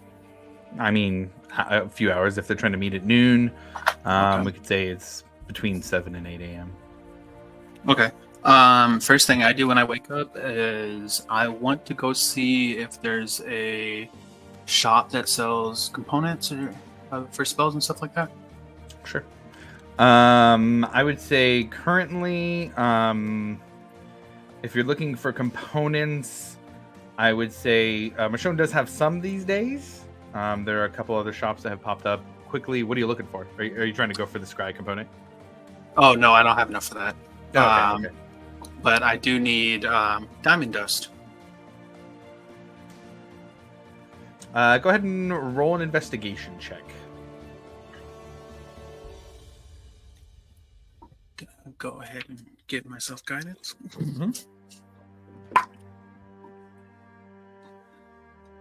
14. 14. Okay, yeah, easy enough. In this particular case, we can say Rutharis from Rutharis' Remedies, the alchemical shop here in town, has some diamond dust available. 14 is enough to find him and find it. He welcomes you for the first time. If you want to play it out, we absolutely can. Otherwise, you can get as much diamond dust as you need.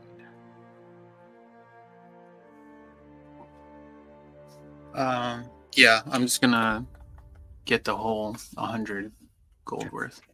Got it.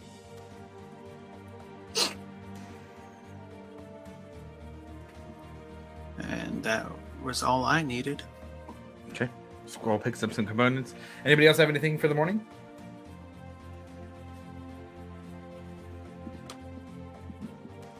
Okay.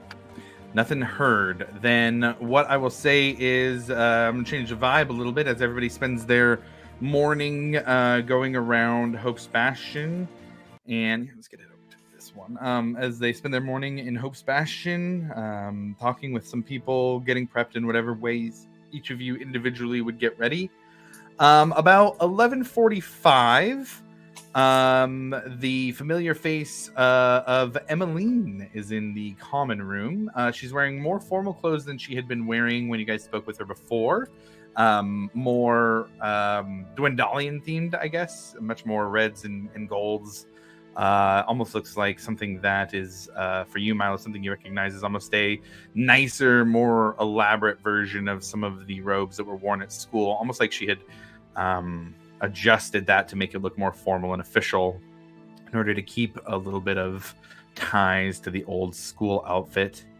But each of you hear Emmeline's voice in your head individually over the course of a few minutes as she casts a message to each of you and lets you know that the service assembly members are ready for you.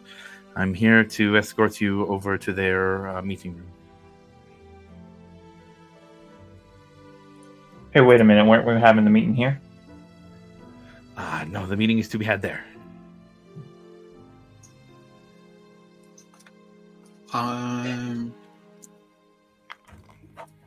There's something I'd like to do before we head over there. I need to talk to Breck.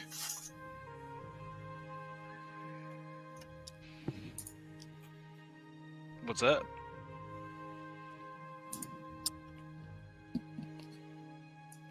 You said you wanted to be free of that item, right?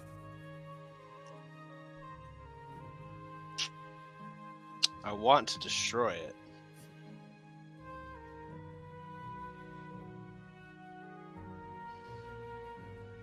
I may have a way to help you. Not necessarily, well, yeah, not destroy it, but at least be a bit free of it. If you want. I'm just worried that it's not as safe outside of my hands as it is in.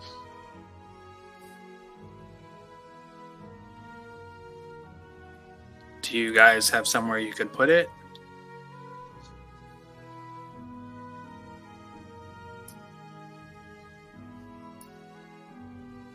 We could put it back where we had it before. Milo's bag of wonders. I mean, it's near you, but it wouldn't be affecting you.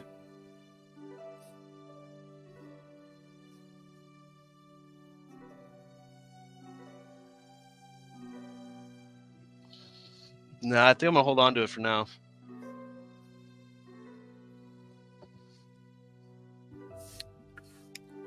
All right. I'm throwing Yes. it out a lot lately, but Breck, take inspiration for that decision, please. I already had it. I guess I'm giving out too much. I'm gonna stop. I'm gonna roll back a little bit. Oh, you don't have to Take do some that. accolades. Can I insight check that?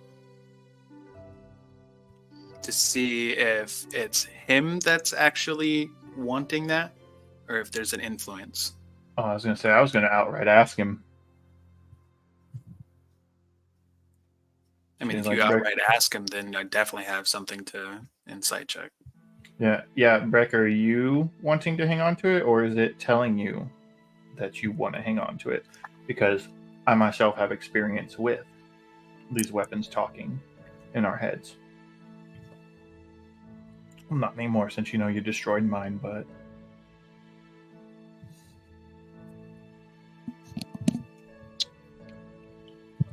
I do firmly believe that it is safer in my hands.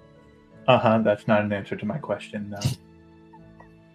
You're not gonna say, do you genuinely want that, or is it influencing you to say that to us, Breck? It hasn't forced me to do anything yet. I'm going to detect thoughts on Breck. Surface level. Surface, yeah, just surface. I don't want to probe my friend. Am I able to do insight on this? So go ahead and roll an insight check. I've been a lot in looking at rolls on insight checks. I give you guys way more information on insight checks than I should.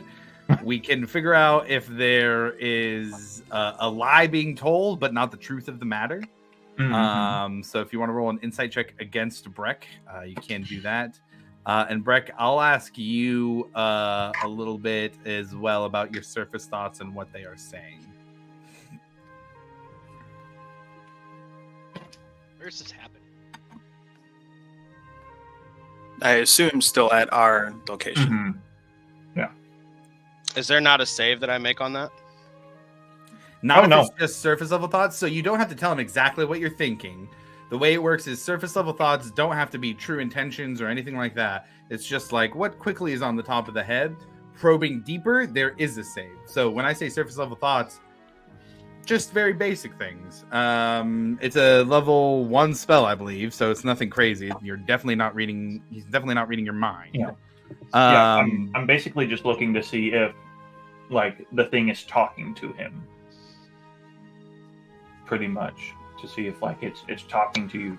With a first level spell, even second level divination, I'd say that's really more than you'd be able to tell with the detect thoughts, unless there's something specific in detect thoughts that says you can tell if they're being influenced by another creature.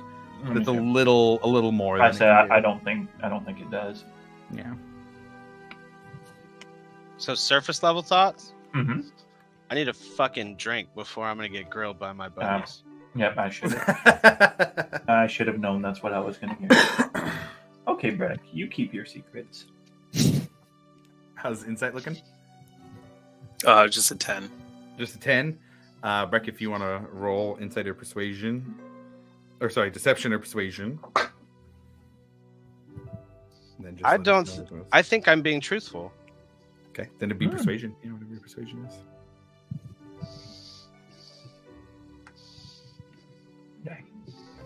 That's a dirty 20. Dirty 20, yeah. I mean, seems like Breck's on the up and up. Being honest about, he's not being forced to do anything. Damn. Doesn't Breck, if I like being had- grilled by his friends. Alivor, you pick up that he doesn't like being grilled by his friends. Or at least needs some beer before he does. Also, I was looking through my inventory to see if I had any I could give to him, but I do not, unfortunately. So I'll buy you your stiff drink whenever we get back, Breck.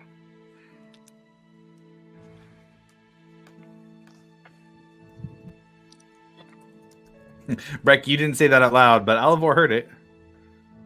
Also, everybody would see Alivor cast a spell. I'm just gonna ignore it. Yeah.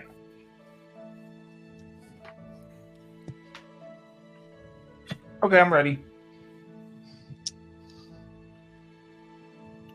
Where's the werewolf prisoner?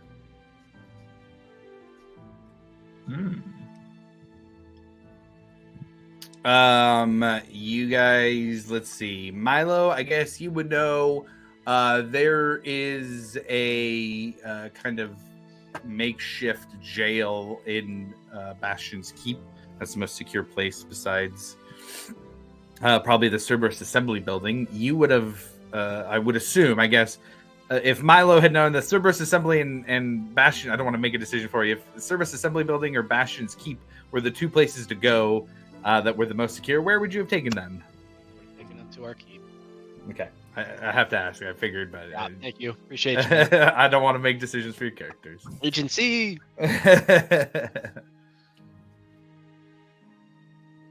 Well, I will be bringing him to the meeting.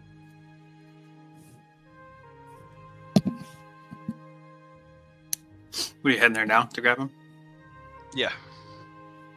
So the moment Breck walks past and has his back to me, I am going to use Greater Restoration on him.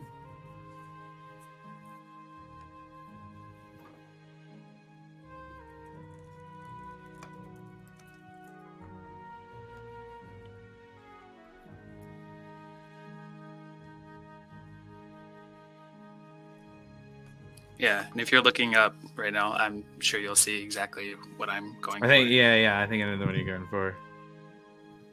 I gotta check something here real quick on that. On specific things.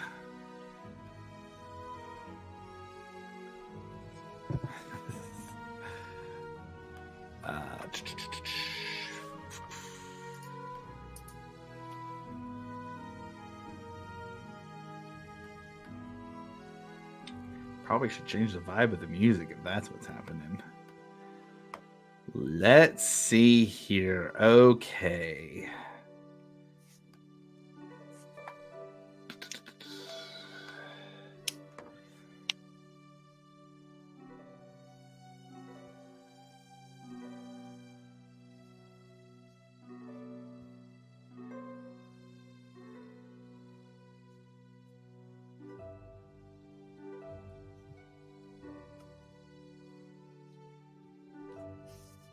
Okay, gotta check one more thing here.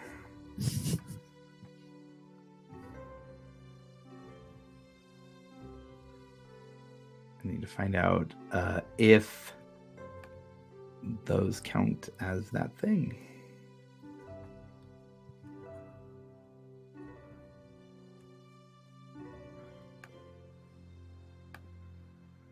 Okay, here we go.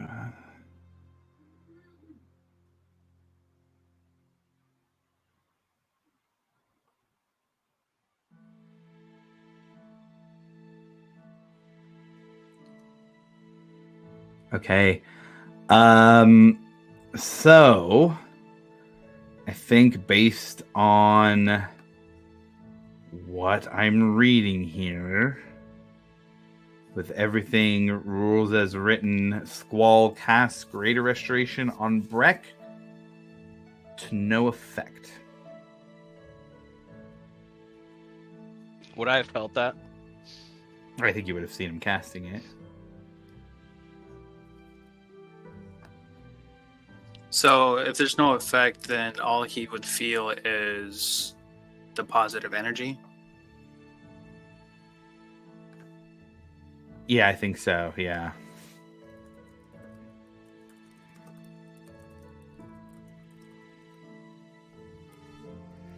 Yeah, I don't think there's anything afflicting him that would fix. So it would really just kind of be some nice positive energy for sure.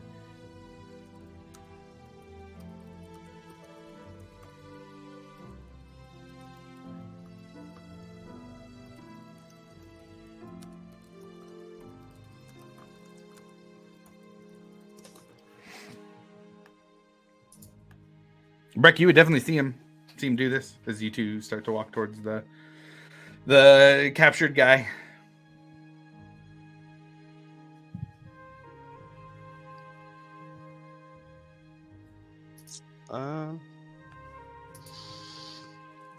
He's just gonna take a deep inhale, you know, kind of roll his neck a little bit, just keep on walking.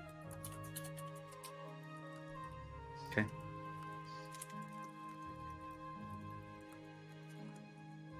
Squall doing anything else? Nope, that was it. Okay. Moving forward with Breck? Yeah. Okay. So the two of you go easy enough to retrieve the prisoner. He is there shackled up, still in his humanoid form, not in a hybrid form or anything like that. There are a couple guards there in this modest little jail down here in the keep. And you guys are able to grab him. One of the guards says, do you need any help escorting him, War Master? No, I think we got it handled. Well, then we'll be stationed here for his return. If he returns, am I right? I'm just gonna smile at the werewolf. Go ahead and roll an intimidation check to start. That's a 12. 12? Okay. He doesn't like that, it seems, but doesn't seem intimidated by it too much, at least. Squall and Breck, you guys bring up the captive. Emmeline and the rest of the party's back up in the common room. Anybody else doing anything before that moment?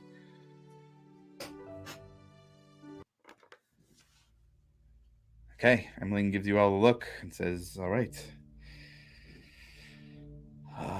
Steady yourselves.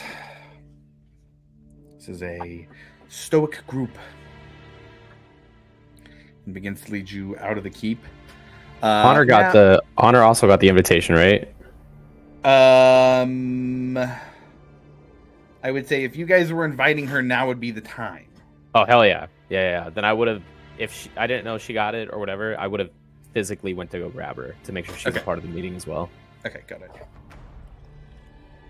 Anybody else we're bringing into this point? Right now we have Emmeline, the captive, and Honor going into this meeting with you guys. We would have grabbed Harry. Harry, okay. No doubt.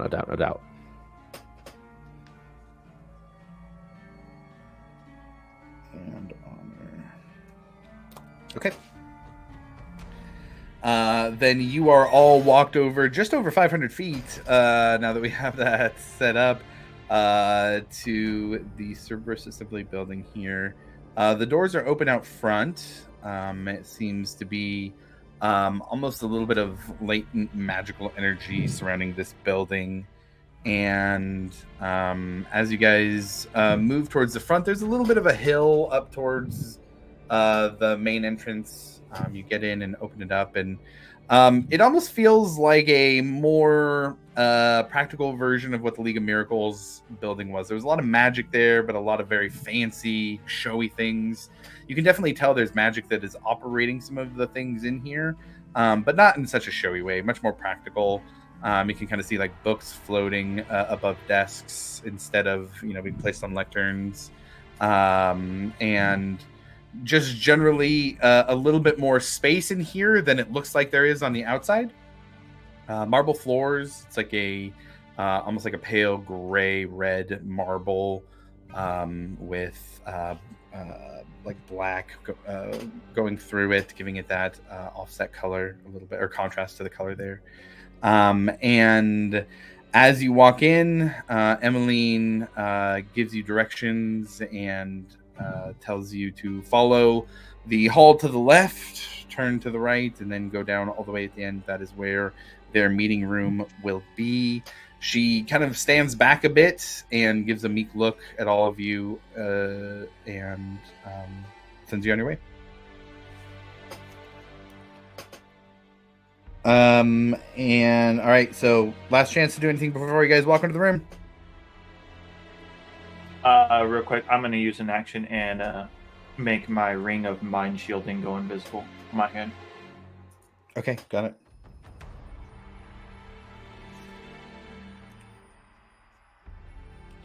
Right. All of you walk into the room to see a rectangular table on one end with it's no chairs. It's all just standing room, but it is a rather large room overall. It seems intentional that there are no other tables or chairs in here.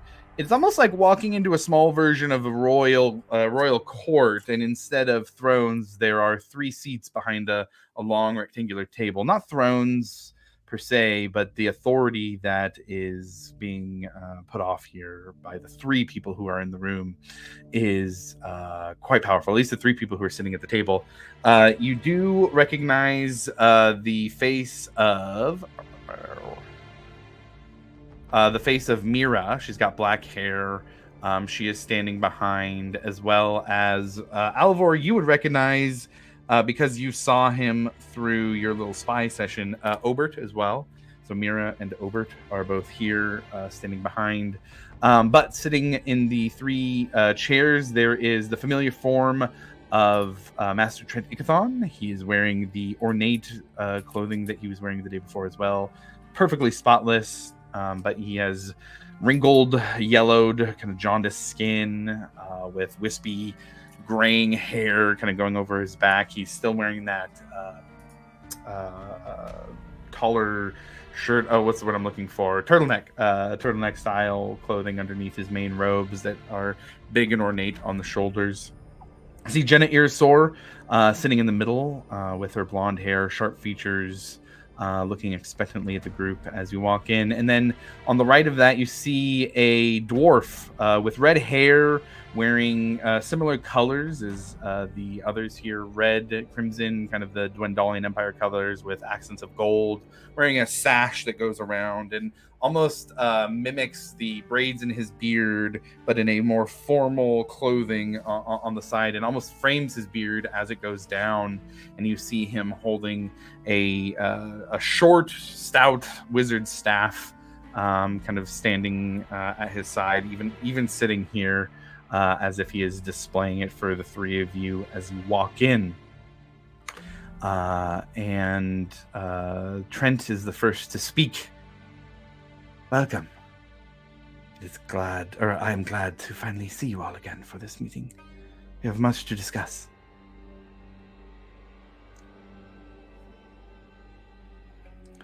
Tell me, first, before we get into anything, is there any information from last night's attack that you would like to share with us? It may be strategically important for the Empire. Well, that's why I brought this guy. I'm going to point at the shackled. I don't know what he is. Is he still in his werewolf form? No, humanoid form. Yeah, humanoid. Well, are you remanding custody over to us?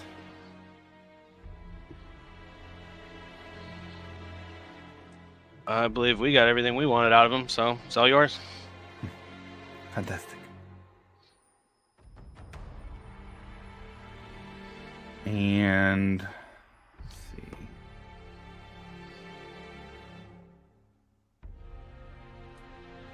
He's going to leave him be for now. He's not going to do anything.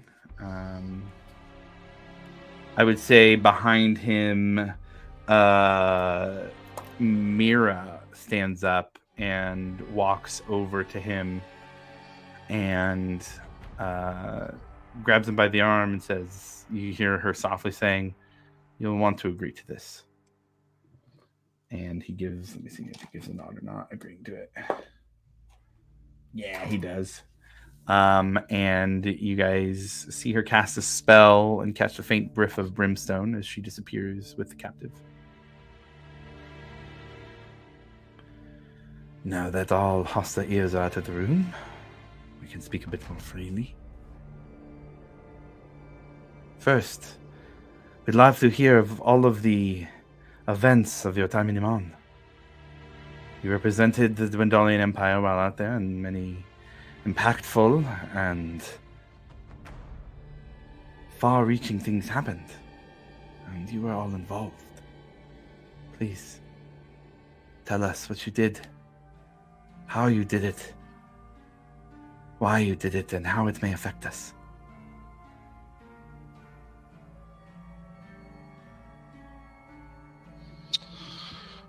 We were sent to Iman to meet with the League of Miracles over the building of the walls outside. I believe Honor could attest to that. While there, we competed in a tournament of sorts. We won, and that's kind of where we're at. We've received word that there was some very... that the origins of the powerful magic that spread across the world and took over the minds of many originated from the Shale Steps, just north of Amon while you were there. And that there are reports that all of you may have been involved at the Shale Steps. Yeah, I believe a lot of the groups that were fighting in the tournament were hired to help with that fight.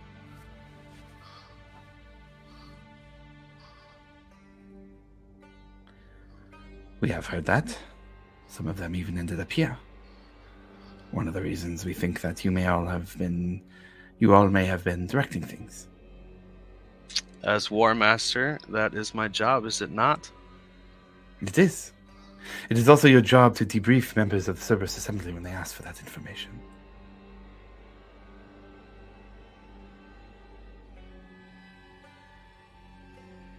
Seems you've already been debriefed.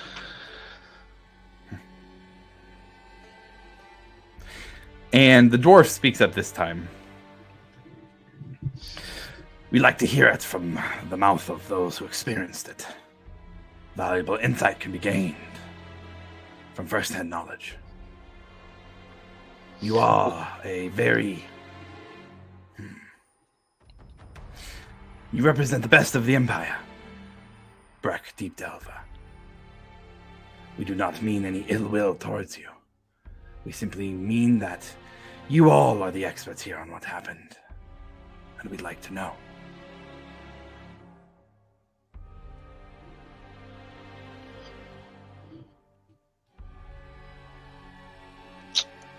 Why don't you share what information you have, and I can fill you in on any blips or anything missing that you've got.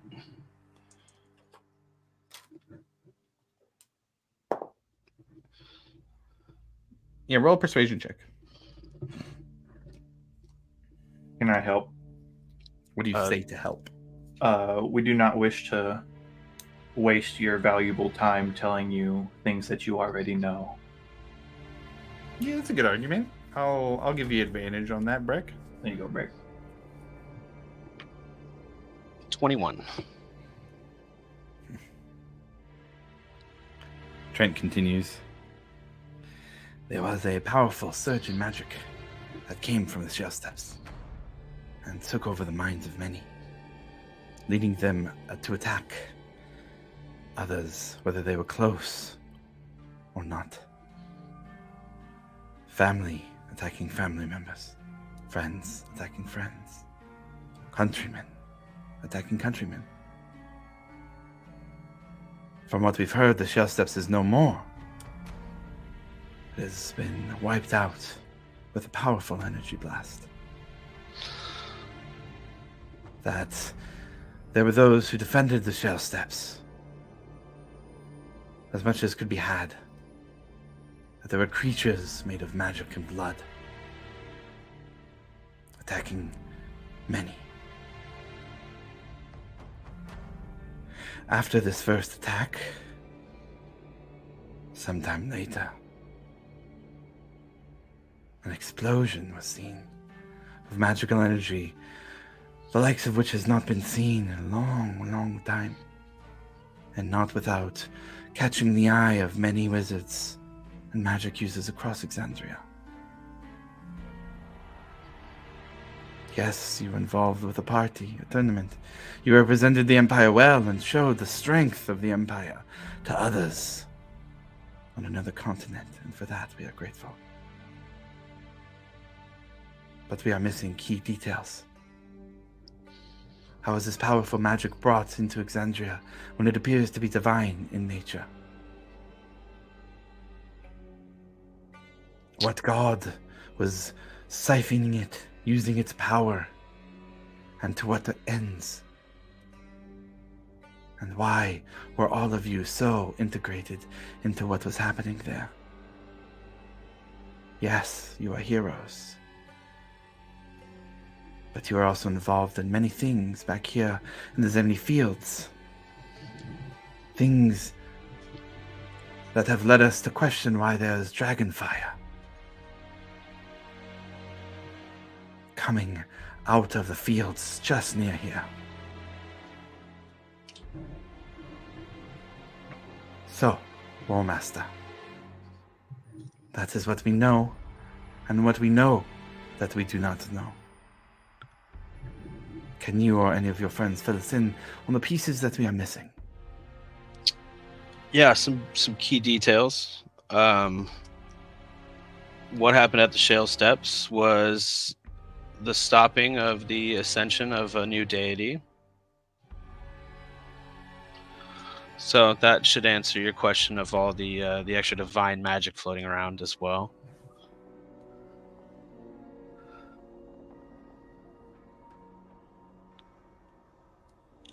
As for the blast, the short time after, an arm of the betrayer gods was destroyed.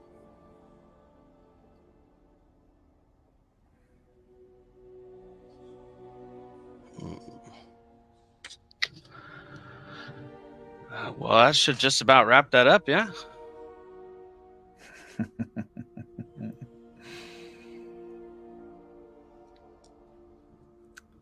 Saying something that is nearly impossible to do. I don't think that wraps it up, my friend. You say an arm of the betrayer was destroyed. That would take in itself a massive amount of energy. How do you know this information? And which arm of the betrayer was it? Which god did the weapon created the weapon?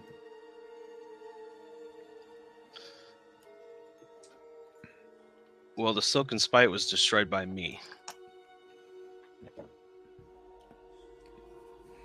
Brokuik shifts in his chair.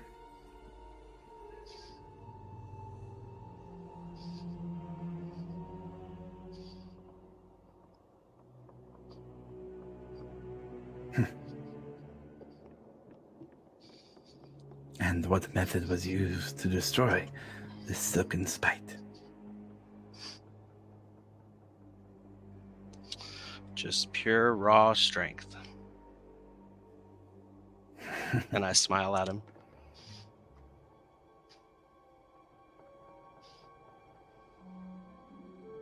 Trent takes a second to look over to Brokuik.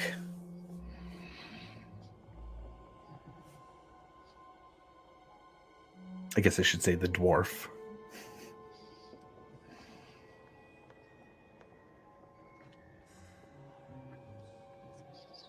Looks back.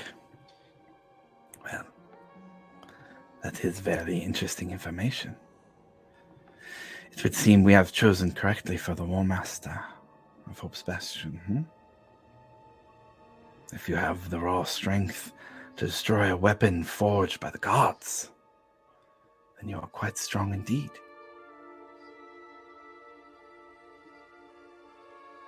Which god do you draw your strength from, War Master?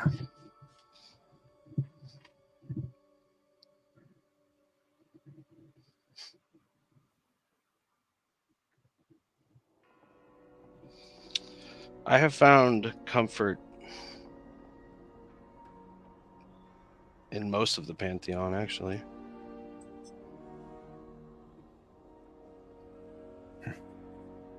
And do they all grant you strength to destroy such powerful weapons?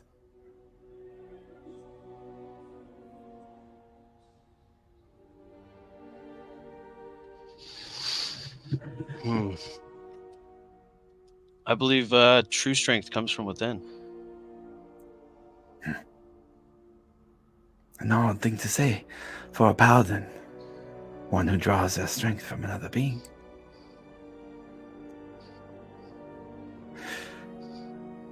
But I see that you have given us as much information as you intend to, no? No use in speaking in circles.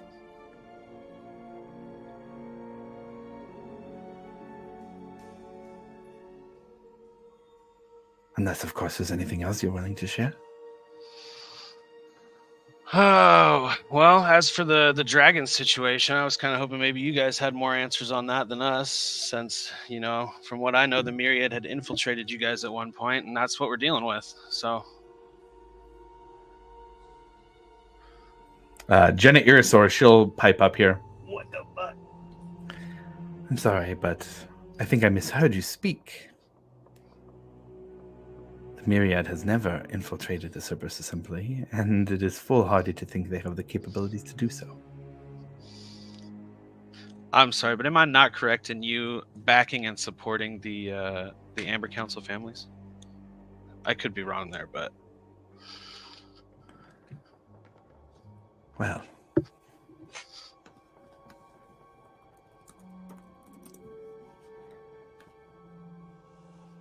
make sure I'm getting my titles right here.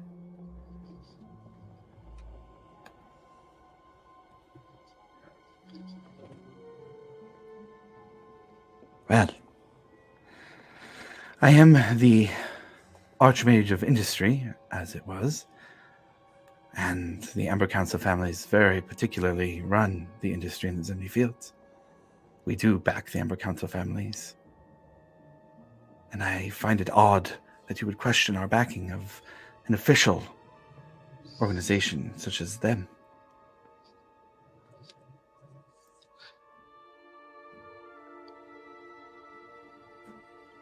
Well, because we brought to light that one of those families was directly involved with the Myriad.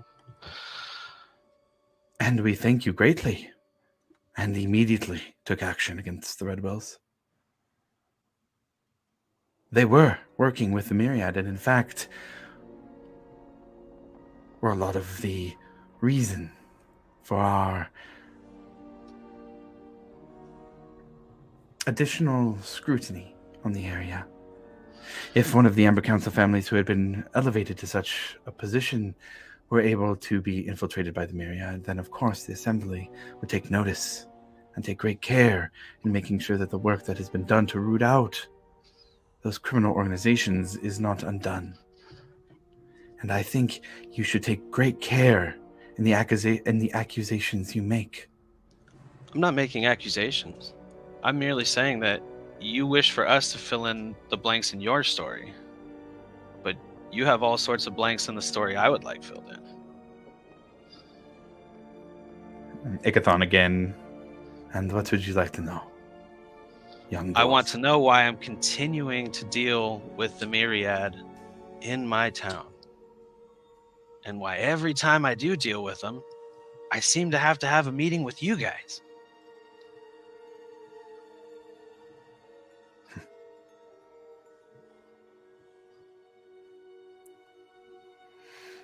You see him begin to cast a spell. Milo, familiar components for you here. Somatic, you could easily recognize the sending spell. And he begins to speak under his breath as his eyes go yellow.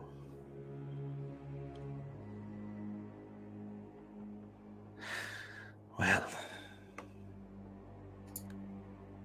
it would seem question. that... You said he's speaking. Yeah, it's you have to say it out loud, I believe, for sending. Can I read his lips? Ooh, do you have an ability that can do that, or are we rolling for this thing? I have observant. Okay. He says, can you confirm that the captive that they have brought us is working with the Myriad? It says it's contacts in Erosa. I wouldn't have said that out loud, but Could you say that again? Sorry. Can you confirm that the captive that they brought us is working with the Myriad? And then a few moments pass. Looks like he casts the spell again and says, as quickly as possible. All of you hear a faint scream in the distance.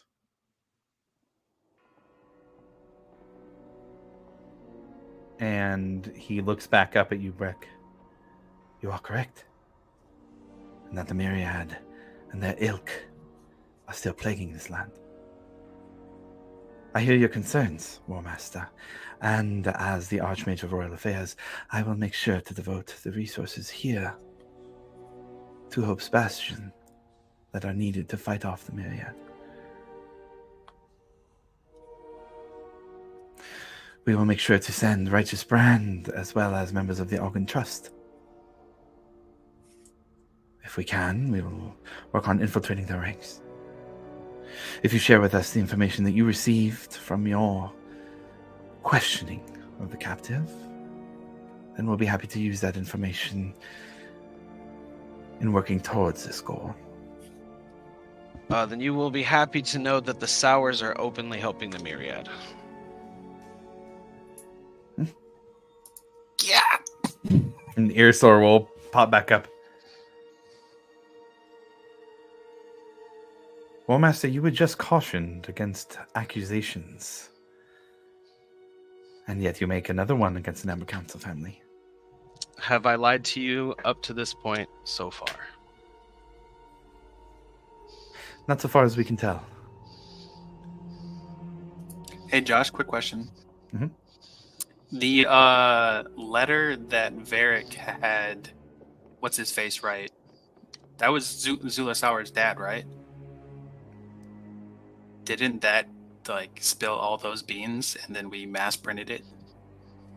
So that You would guys be mass common printed it knowledge. and started it sending out. Yes, I would say yes is the answer. The conversation is still playing out as it is. Okay. I guess what I would say from there is that you guys would know that that information has been distributed and that a lot of common folk would know that. And that they probably have seen that and gotten that information too. But the conversation is proceeding as it has. Yeah, sure. Okay. Just want to double check. Yeah, good call.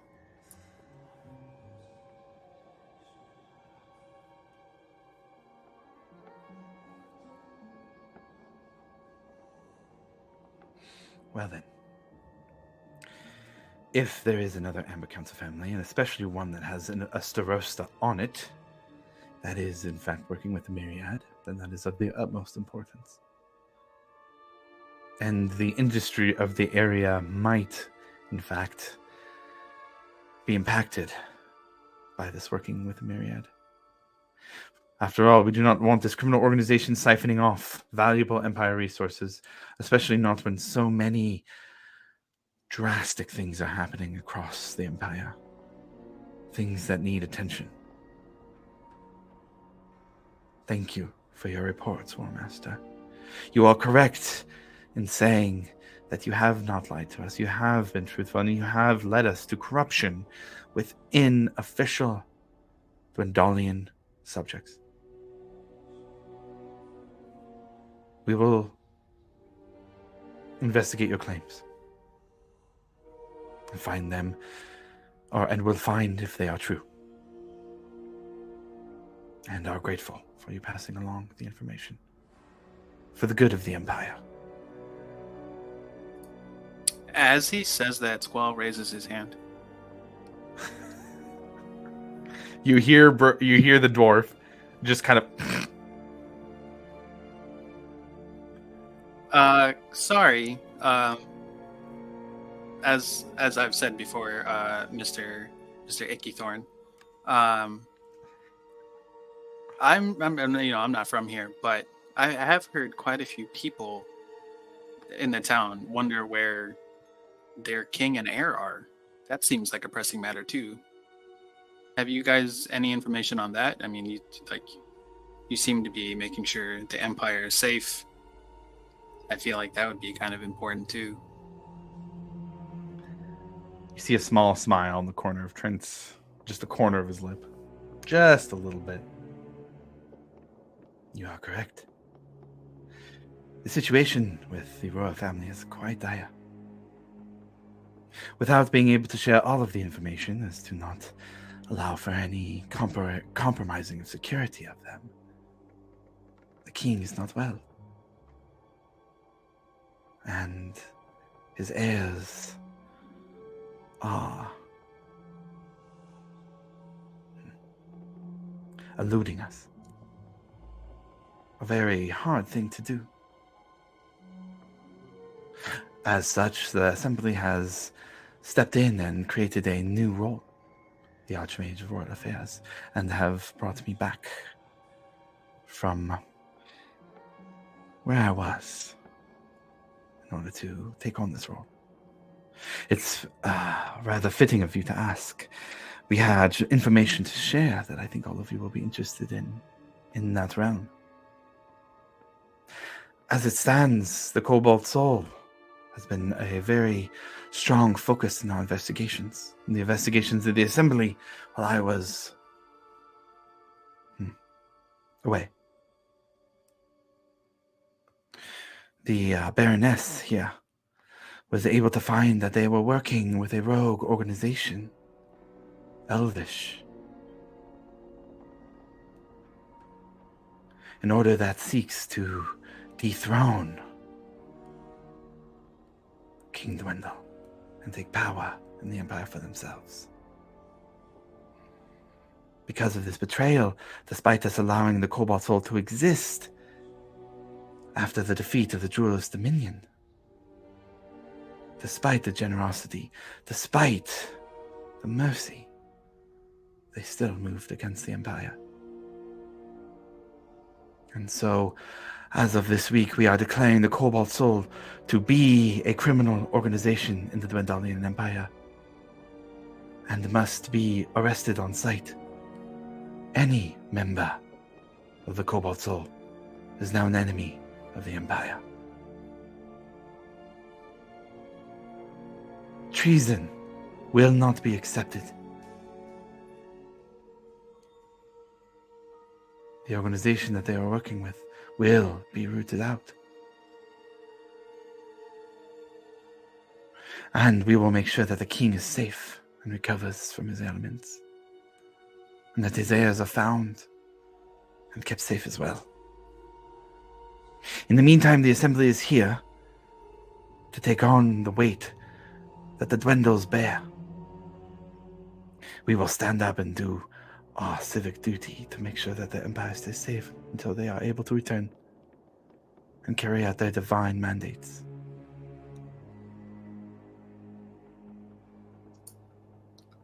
So, this is the place to secure? Not Rexentrum?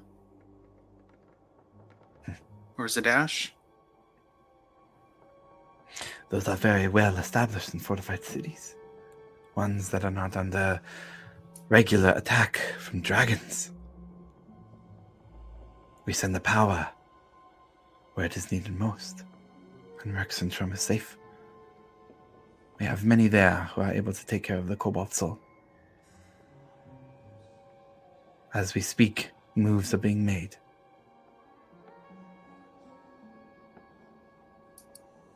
Although And it is a bit worrisome. And I must question that maybe there's more involvement with Myriad and the dragons who are attacking here with the Cobalt Soul, given that members of the Cobalt Soul who were in Hope's Bastion are no longer here.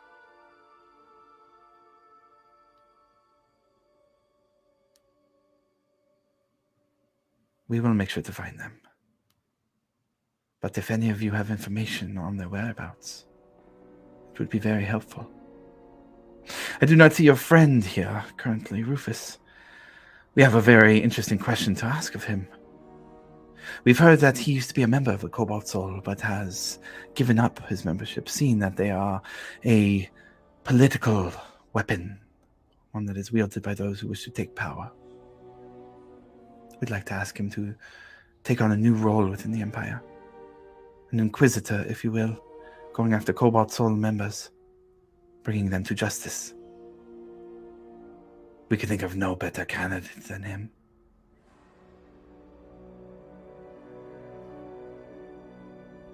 When he returns, if you could please pass on our request for his new official title here in Hope's Bastion. And while we're on that topic, there are a few other official matters to ask about.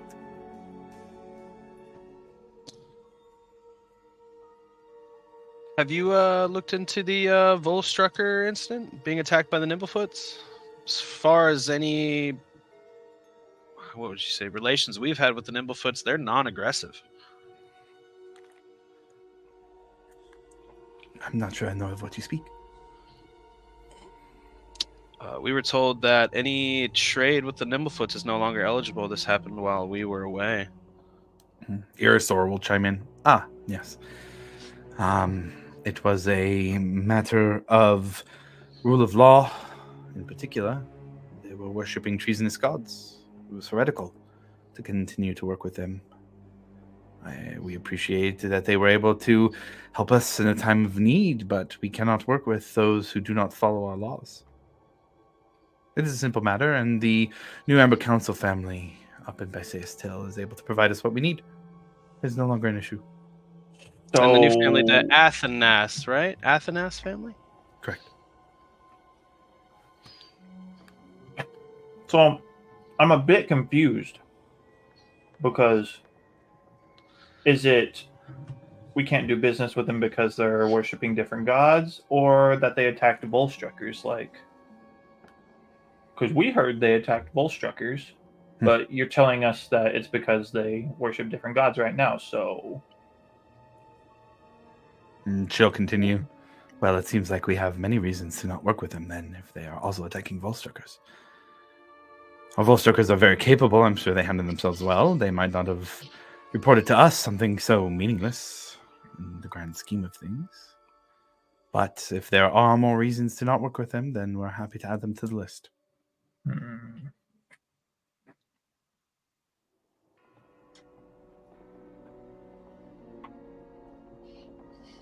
Ikathon will continue. Starosta, you have been quiet. Yet you are the leader of Hope's Bastion. Do you have anything to report in these matters? Well, I mean, just a sort of summary of what everybody already said. There seems to be a turbulence between kind of what's going on in Brexitrim at the moment. There are questions there, and you can't even deny the fact that you would look suspicious in this matter. So we have a tendency to kind of keep our guard up. I think that would make sense to anybody involved. Well, then, if you would grant us, or if we would grant you space to keep your guard up, then you would understand us doing the same. Of course, and we do feel much safer with all of you here. You will be receiving scheduled reports from us, and if you need anything, I wouldn't mind direct contact through my office. I will be hiring up some clerks to begin taking on that responsibility. Well, the Baroness here will be stationed in Hope's Bastion for the time being. Until Brokuik is ready and able to And he kind of nods this time, kind of confirming that this is the High Boulderbrook Earth Cloak. When he is able to come up more permanently from the ruins of Schattengrad, then he will be stationed here as well. After that, if you would like additional protection and insight granted by an Archmage, I would be happy to be stationed here as well. My attention is currently split, you see. I have this rogue elvish organization to go after, but I know that the defense in Hope's Bastion is very needed. It's a very interesting matter. They've been around for a little while. A few years, maybe more, it's hard to tell at this point. But they call themselves the Order of the Black Rose. I've got a few leads that I would like to follow up. If you need me here, I'd be happy to stay. Keep a watch over things. But if not, I'd be very happy to go after these leads and conduct an investigation of my own. After all, those who stand against the Empire go very high up on the priority list. Well, sir, out here, there be dragons. And I wouldn't mind having all the help that I could get. Plus, if you have time, I wouldn't mind speaking with you and Sir Earthcloak over here about what's going on in Schattengrad. I would be very interested in exploring it myself. A private audience with such a talented student. Maybe I'll learn something. I'm sure you will. Then I shall stay here in Hope's Bastion, so long as you need me. And I will keep my search until such time as you do not. I appreciate your approach, Starosta. Quite practical. I think we may have much to learn from each other in the coming weeks, months, maybe years.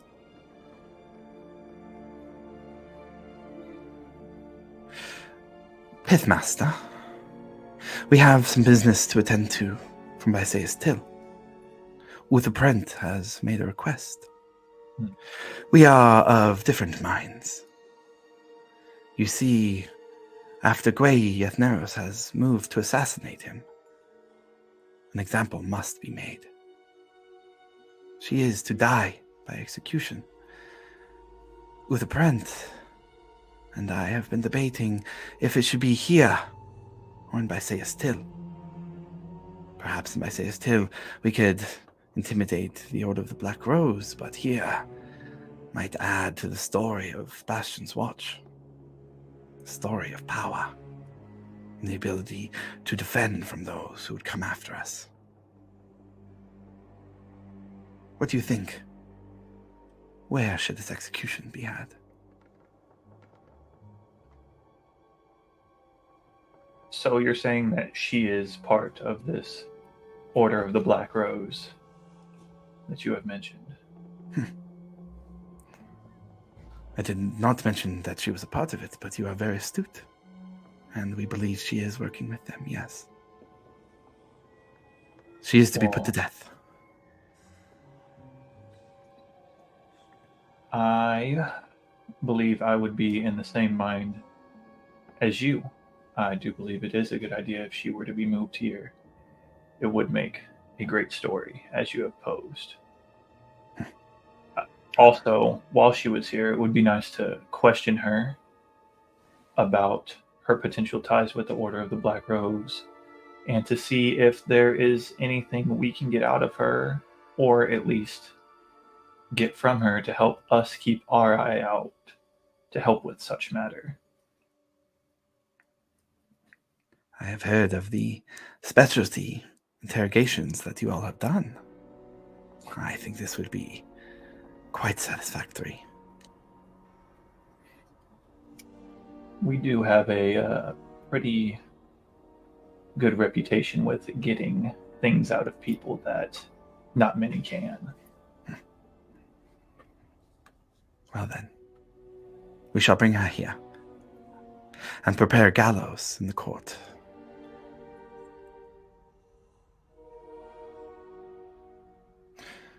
War Master, tell me, how do you feel about the forces currently in Hope's Bastion? We would be happy to reinforce the defenses with mages that typically work under other assembly members. We have a few mages of different positions here now, but it would keep Hope's Bastion very safe to bring in more. I would not make these moves without consulting the War Master, of course. What say you? That seems reasonable enough. We could always use some more mages on the wall. I also would like to request maybe another regiment of Righteous Brand members as well. You should have it. Murik Braun Anvil, specifically. Which is from the coast, right? Yep. Nice. Okay. I will make a special request. If they are those who you are specifically requesting, then they must be of the highest caliber. And we will get them here. And we will make sure that there are other annexes and mages that work under other assembly members. We will request help from them. Call in some favors, if you will.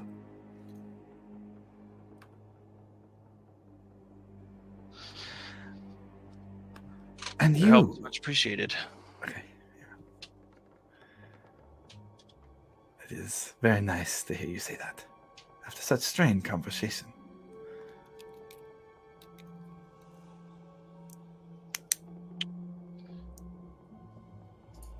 I did have a question about that. Why is it so strained? You tell me. From pretty much everything I've been hearing, this group that I've been traveling with have only really done good things. I mean, they've kept the area safe from 2 dragons, from what I'm hearing. Stopped a evil deity or lesser deity from becoming a god. Destroyed an evil weapon. I'm finding it hard to understand why everything seems so tense. You have gotten to the heart of the matter, Squall. Why are things so tense?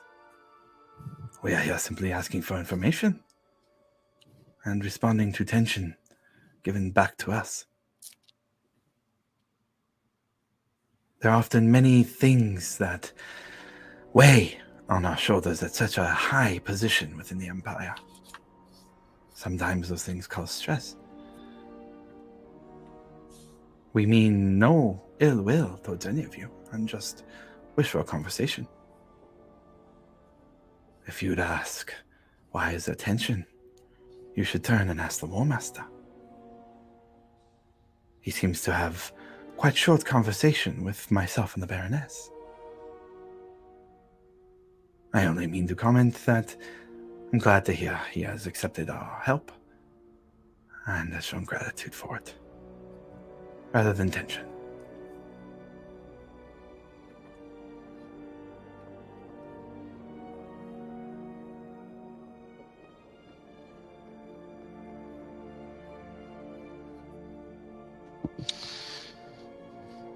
How long have you all been staying here, if you don't mind me asking?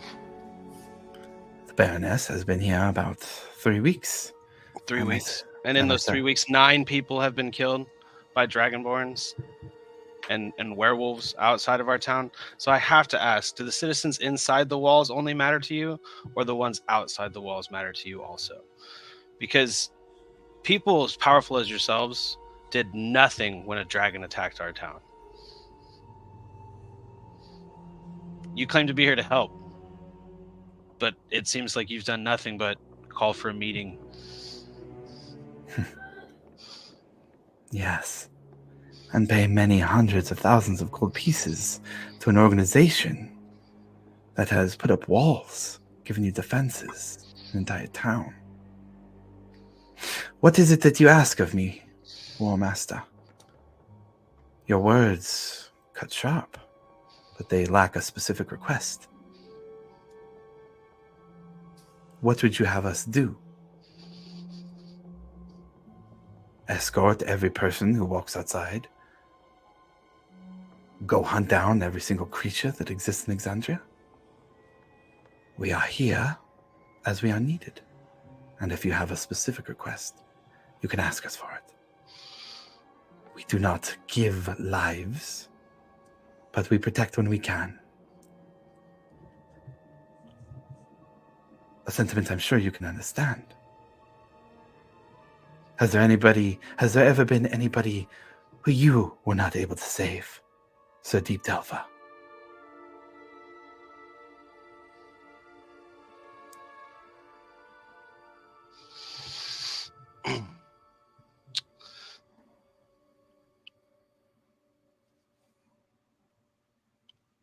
I put a lot of trust in people I called family.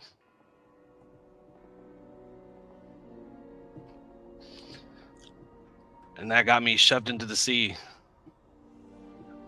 And the rest of my family killed. So, you'll have to excuse me for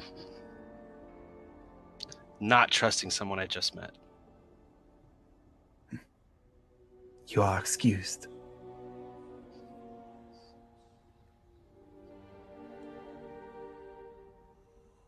Is there any other requests that you would have of us?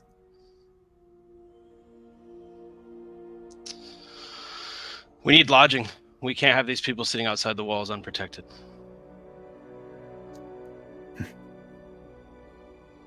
The contract is up with the League of Miracles. They have other things to attend to, but we can send builders. Rexentrum, Zadash, they have many capable hands. A royal decree of more help to protect those who are vulnerable here. Seems appropriate and would help the situation. Would you agree, War Master? I would. And what do you intend to do with these crystals that you've been siphoning that divine power? We intend to put them to good use in the protection of Hope's Bastion and this building in particular.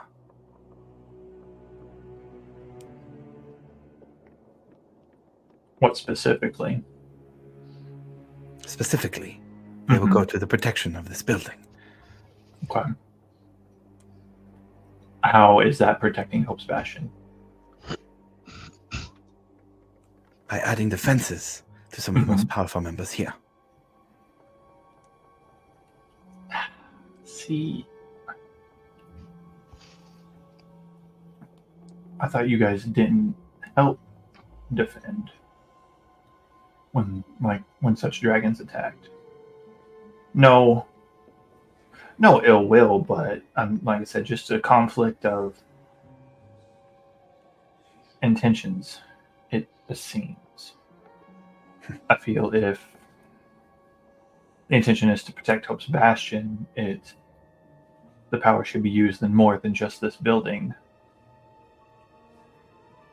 Roll a persuasion check for that.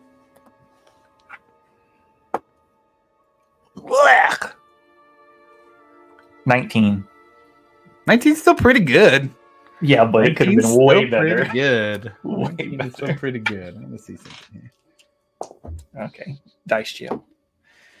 You make a interesting point, and I understand the sentiment. Perhaps we shall have one of the crystals outside the main gate, and one here. We can add to the city's defenses while making sure that if there's a place that is needed to retreat to, that this building could be a last stand and have additional defenses in it. Okay. I believe that is a great idea. I appreciate that. As I believe everyone would. Oh, absolutely. I did have an additional request, sir. The current turmoil with some of the change of management in the lumber situation has kind of slowed down our supply chain a little bit, and I was wondering if you might nudge certain people in the right direction for an increase in resources. We're going to need lumber to build those houses as well as some other things. And he looks over. I believe that is the Benes's realm. And she perks up. Well, I think that can be managed. At the very least, a bit of siphoning. Roll a persuasion check. I think either way they're going to do some, but I think the persuasion check will determine how much they siphon here. Big money, no whammy. I'm gonna use inspiration. Hey, there you go. Yeah.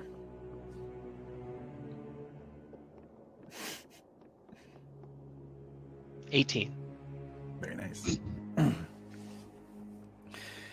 That is a reasonable request. I think that we can make sure to have as much timber as we need. Stone is stronger, and the Adronex have been able to carry that in most of the construction here now, but if this will help, then it shall be so. I will make some send some messages to those who need it, and we'll have the stores increased. That is greatly appreciated.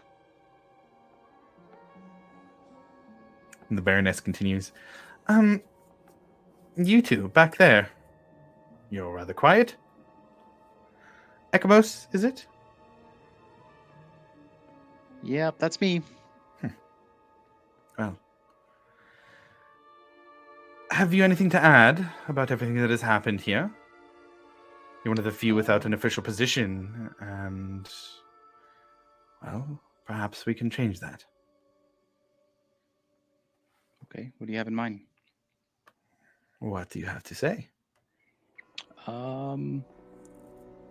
Yeah, I lived in Oman. I did pretty good in apothecary, so I could help out our shop that's here in Hope's Bastion. We had something a little grander in mind. Oh, After all, it needs to be an important story for those who protect this place. There is an idol master here already, as I understand it. But there are going to be a few changes in how we approach the gods in the Empire. And we need a spiritual leader for those who are here. The Dawnfather is very strong. We have many followers of the Dawnfather in Rexentrum and here in Hope's Bastion. Zadash, across the Empire. Many draw on his strength. Perhaps a title related to that, leading the people to just religion, to accepted religion, away from the betrayer gods, any of those beyond what we worship here in the Empire.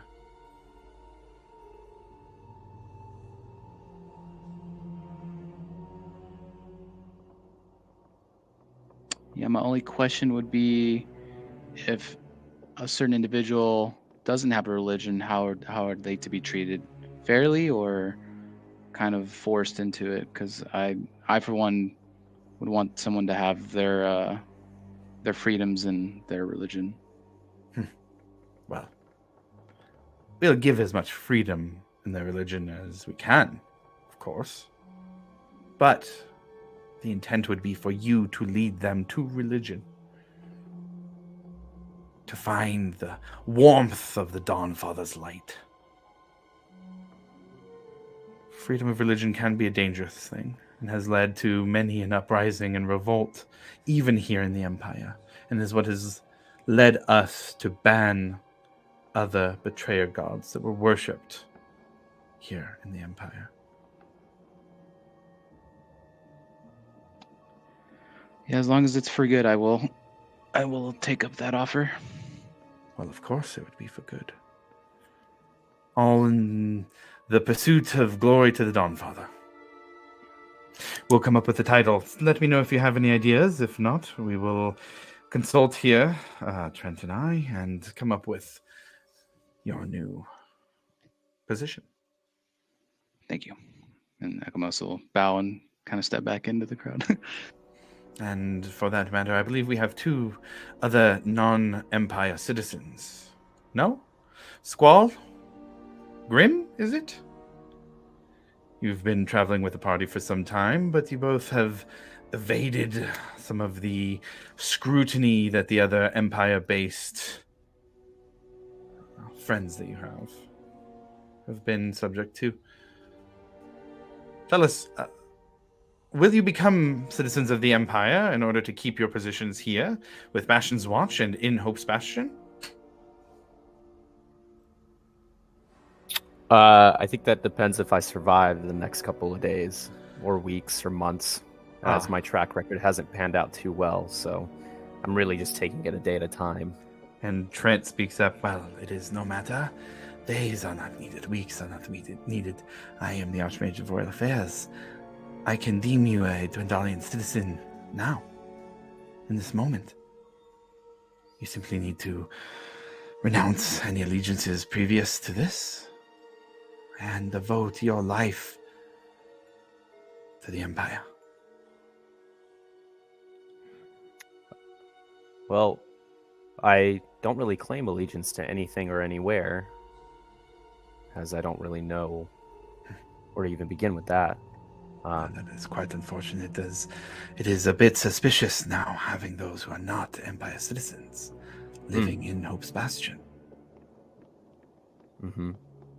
Even the ones who helped defend everything that kept it here. I get that. Okay. Yeah. Well, perhaps we do this. We reward you for your efforts. We'll send you with 10,000 gold on your way, and you can return to wherever it is you came from. So does anyone traveling through the Empire get this offer?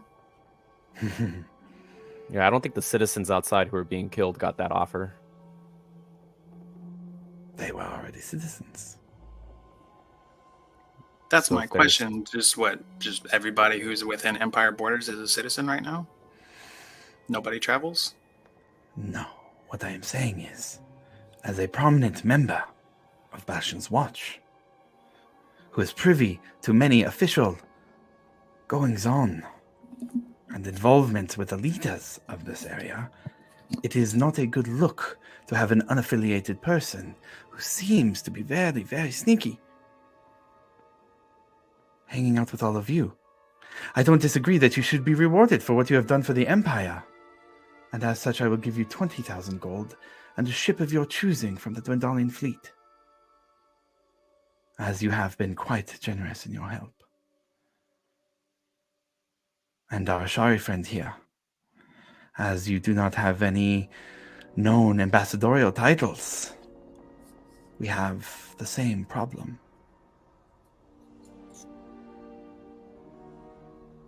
It is easy enough to make you citizens of the Empire. I can do so right now, with royal decree. But if you decide not to, then you will be generously rewarded and asked to leave.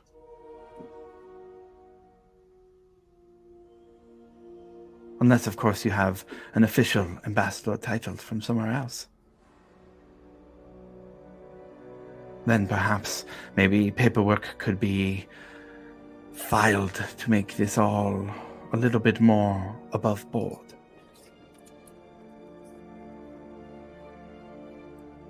What about similar paperwork but on a third-party contracting role? They are being paid for their services.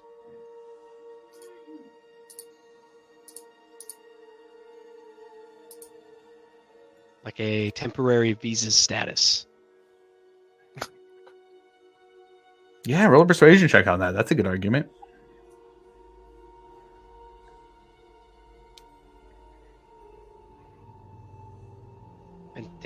Cinco. 25.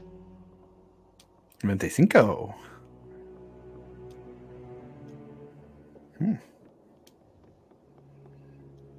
I can send it with the first wave of reports, along with a copy of the request to Rufus. It would have to be official conscription. They would be working on the behalf of the Empire, considered all the rights of a citizen and all the responsibilities, if it is only on paper.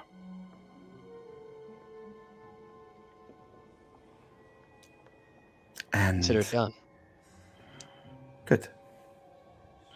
Then it is simply a matter of paperwork from here. Of course, with both of you telling me that you are loyal to the Empire and will not cause us any harm. Won't cause any harm here.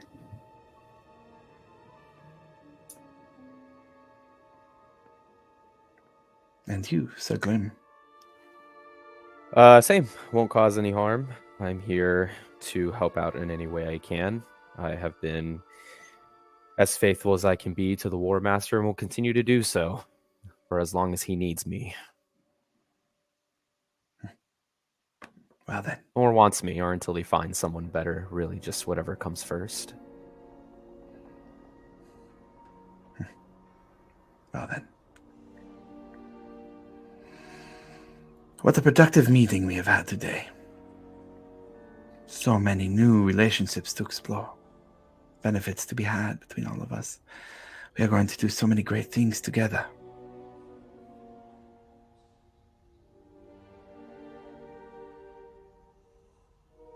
I'll expect weekly reports from all of you.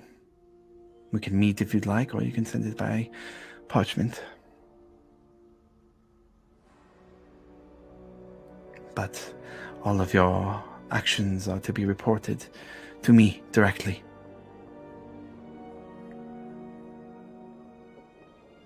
If there's any requests, you may submit them specifically to Emmeline or any member of the assembly who is present at the time. Brokyuk, I believe you had a specific request. Yes. The ruins are turning out to be a little bit more than we expected. We're facing more powerful creatures than we thought would be there. We'd like to get down to the lower levels as soon as possible. We believe there's information that may help us here.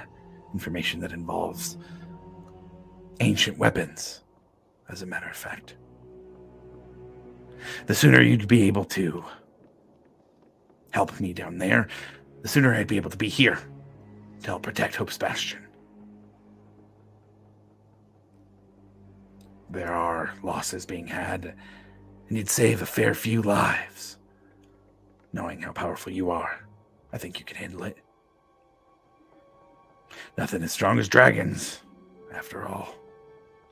At least, not that anybody's reported who made it back. We found some very interesting things about the citizens of Zidel and what they were striving to do. They met a violent end, but it was a glorious end. There's much information and power to be had in those ruins. Perhaps power you can use for yourselves against those who threaten these fields. This place that you've made your home. And if you have any questions about weapons, arms of the Betrayer, I am the Archmage of Antiquity. I may be the High Boulder, but history intrigues me like none other. I'm happy to answer any questions about any weapons or gods, anything from antiquity that I have information on. I can give you access to, if needed. I'd be much more available for help once I'm free of this mess.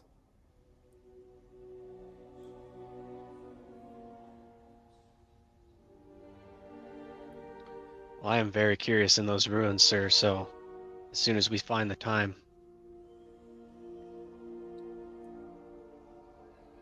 But the urgency is noted.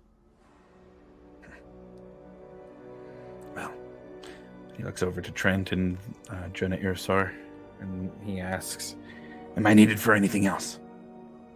No, you can go. And you see him cast a spell and disappear. Trent turns back to the group. That is all the official business that we had for all of you. I'd like to thank you again for your openness and your cooperation in protecting Empire, this Empire town. It is very important to the crown that things go well out here. And you have all strived to make that happen. Please do not mistake the tension here. We are all on the same side.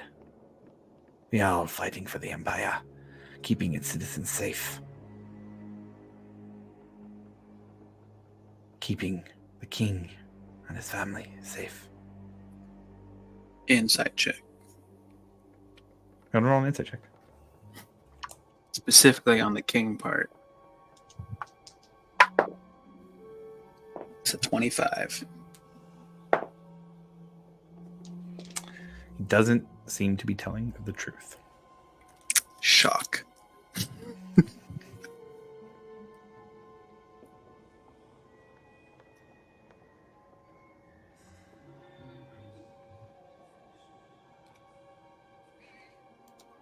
Is there anything else that you all want to discuss while we are here meeting together?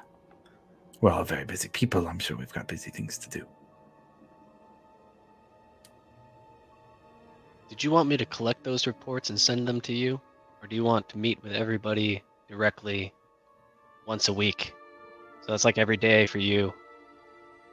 Or do you want them to send me reports and then me to compile that with Emil and then send them to you?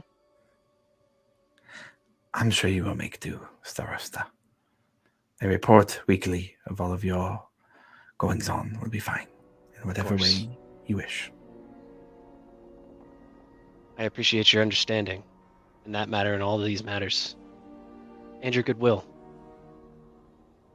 And Milo outstretches his hand for a handshake. He looks at it for a second. It's not an immediate reach out, but he reaches out and grabs your hand. It's, man, almost like cold to the touch. Not cold like Ekamos' hand was cold, but like, you know, probably 6 or 7 degrees colder than it should be. Yellow skin, you feel it's wrinkly. You catch like a little bit of a long fingernail kind of rub up against the bottom of your palm and on your wrist a little bit as he grabs it and gives it a shake. It's gonna suck the youth out of you. It is an honor to finally meet you, Milo. Your potential is unending, and I know that Hope's Bastion will only be greater for you being here.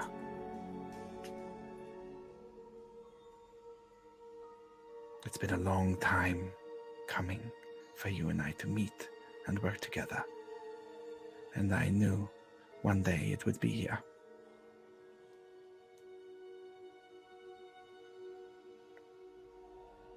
May I let's go of your hand? Milo just nods. It has been wonderful meeting with you all today. Emmeline is waiting out front and can guide you back.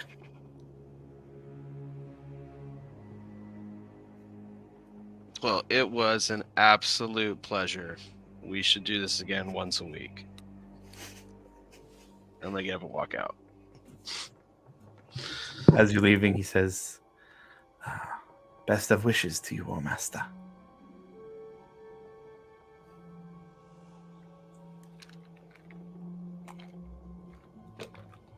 I also get up and walk with Breck as soon as he gets up.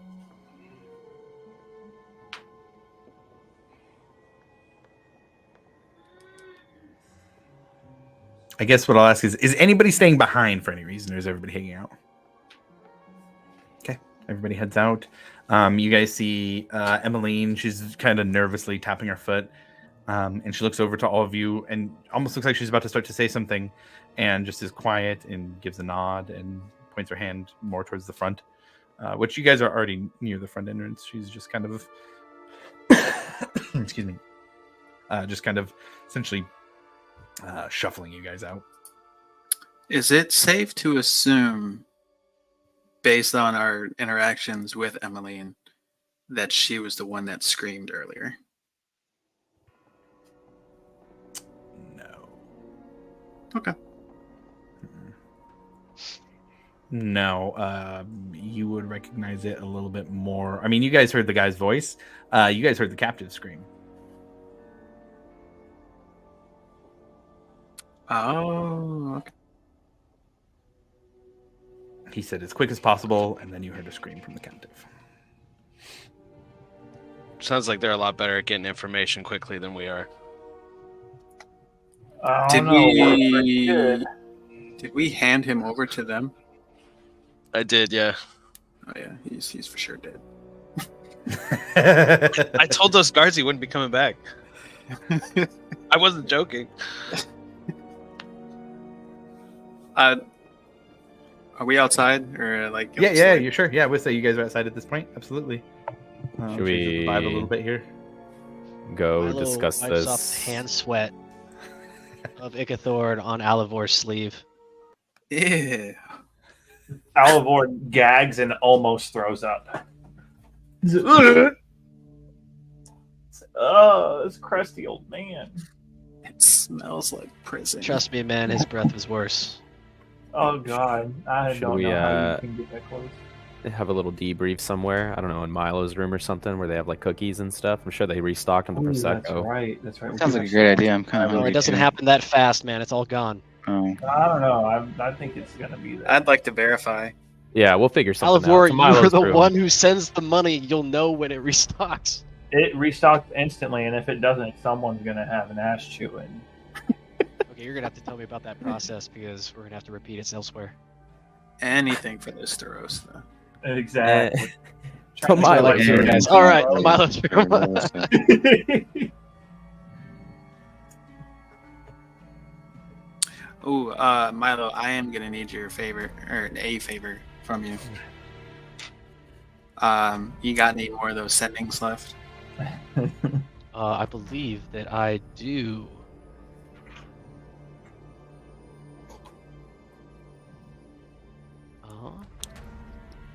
Yes. Yeah, I'm good for about maybe 3 of those. Yeah, For it won't anybody who be. has to. It won't be very much. I just Okay. need you to send a message to Uvenda of the almost an air of the water Ashari. How familiar do I have to be? Can he do like a description? Yeah, I think for the sake of this, that's fine. Okay. I'll send it. Um, I'll just repeat whatever you say. Cool. All I need is for Uvenda to grant me ambassador status ASAP.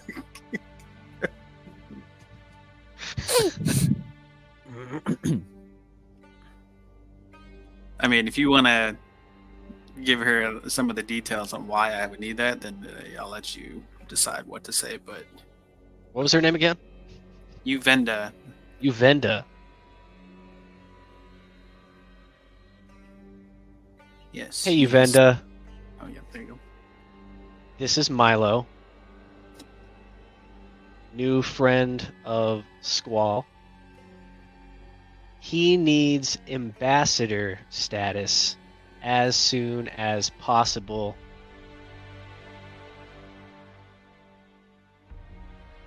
Hope you are well.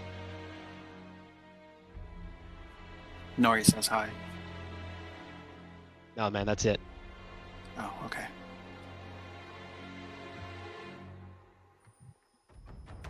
Also, right when we walked in the room, I would have cast Private Sanctum from my ring for an instant cast. No need. It hasn't been 24 hours. Oh, shit. Awesome.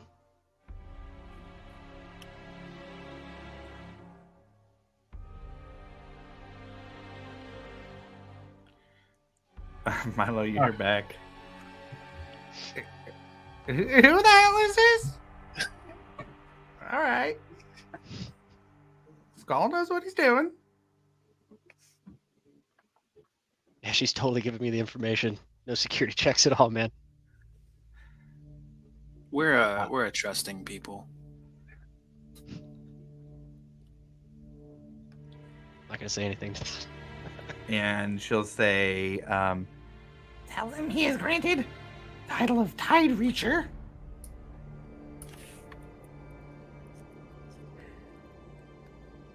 Tide Reacher. You ever heard of that one? Ooh, no, That's what you a new got. one. That's special. I Granted. mean, it sounds cool. Yeah, she says, granted by the heart of the tides. And that might have been over 25, but that's about where we're at. And that was granted to you by the Heart of the Tides? Does that mean anything? Yeah, that's her title. Oh, got you. That's her? She's the That's Heart her. of the Tides? Got Yeah. it. Okay. She's the big boss. You think she can make me an ambassador too? You know? You know, you can be aid to the Tide Reacher. Hey, that doesn't sound bad. I Assistant like to it. them. Be the little tider. You can, you're the undertow. Okay, that's going on the contract. Nice, Undertow. That's you. nice. I like it. Squall, you hear a voice in your head. It won't be official until you find a body of water and submerge yourself in it. Good luck, Squall. We believe in you. So, mechanic-wise, does it have to be like a natural occurring body of water? She said a body of water. Mechanics wise, no.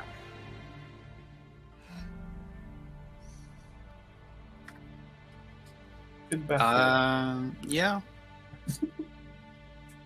Actually, I'm going to pop the decanter, Sure. and I will use that to. That, or I could do watery sphere on myself. It's a really nice bathhouse. Yeah. There you Oh, Do I also have to be submerged in water to be the undertow to the tide toucher or whatever? Tide touch. Toucher. Let's not do that one. Maybe that goes in the title. Does this really count though? Am I really the undertow to the tide toucher or what? I mean, I feel like an ambassador can name their aides. Milo? I think I could write it in there if that's the way you want to go with it.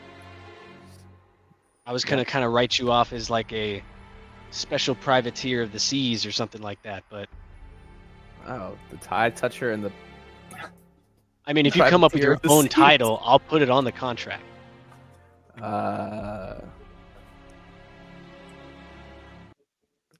You can think about it. Undertow. undertone the tide toucher. Doesn't sound too bad. You say that, and I'm going to revoke the status. All right, tide reacher. I'm sorry. Let's save a little paperwork. I'll work with Squall. As long as you allow it. I don't want to overreach or anything. I don't want to overstep my boundaries here. Or, the Commodore. I hope if the Commodore is okay with that too. Oh wow, yeah, I need a title for him too.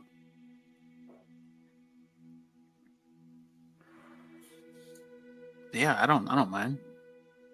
It's gonna keep you and I safe. Perfect.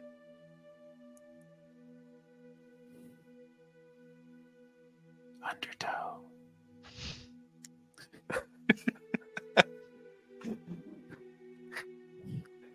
It's even like sneaky like you too and everything. It's perfect.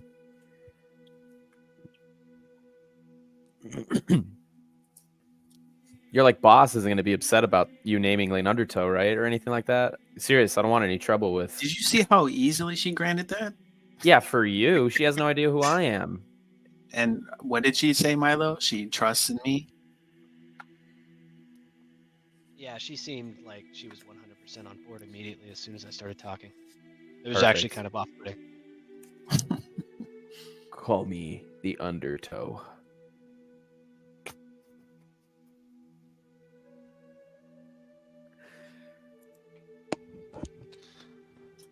So that meeting, right? Oh yeah, Milo, can you put up that thing again? Is that something you can do? It's already up. Oh, it is.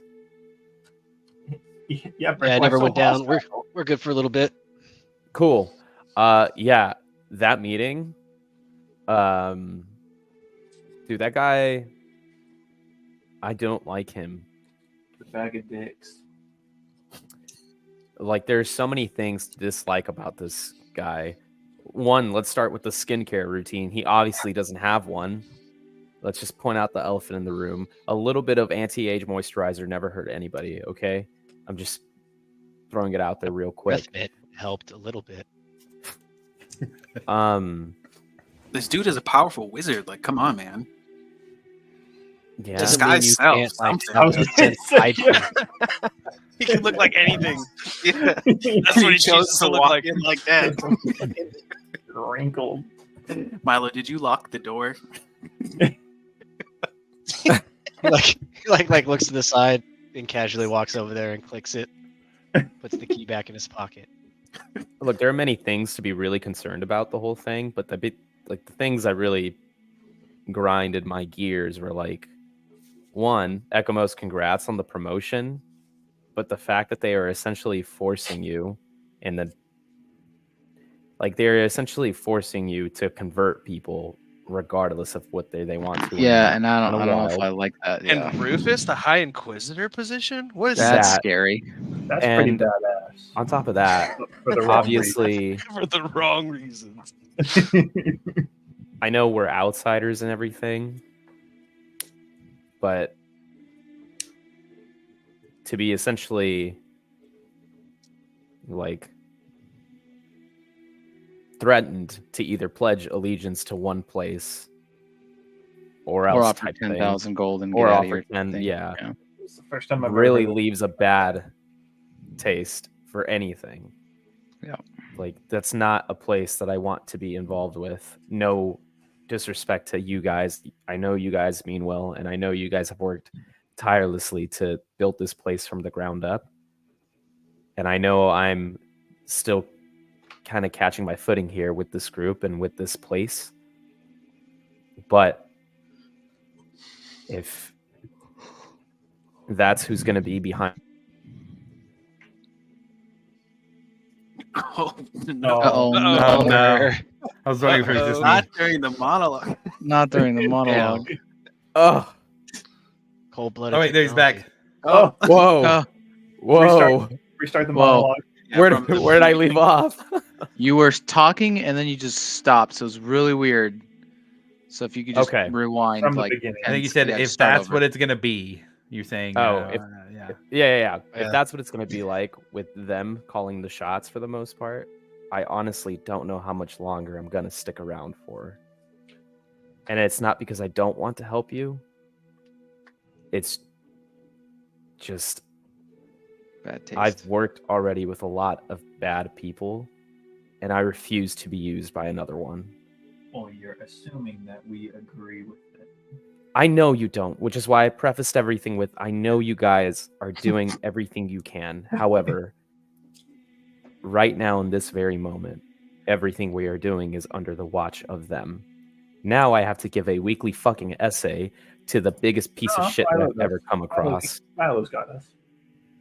Milo will handle something. I'll write those. It's fine.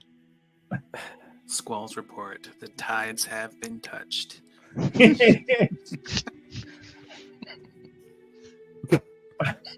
I'm not going around here like other religions, like, I don't know, knocking on doors. Hey, would you like to hear about the Dawn Father? And then, like, I don't know.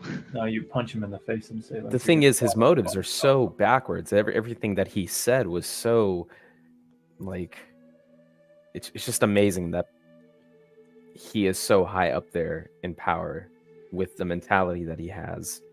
And to say that he's just so, there's so much to unpack with him. But I mean, that's what happens when you take the king and heir out of the picture. yeah, yep. I don't want this place to be under the grasp of him for much longer, and I'm game to root it out and whatever that looks like, because I still feel like there's so much more at play. Does detect magic work in here? Or is that divination? So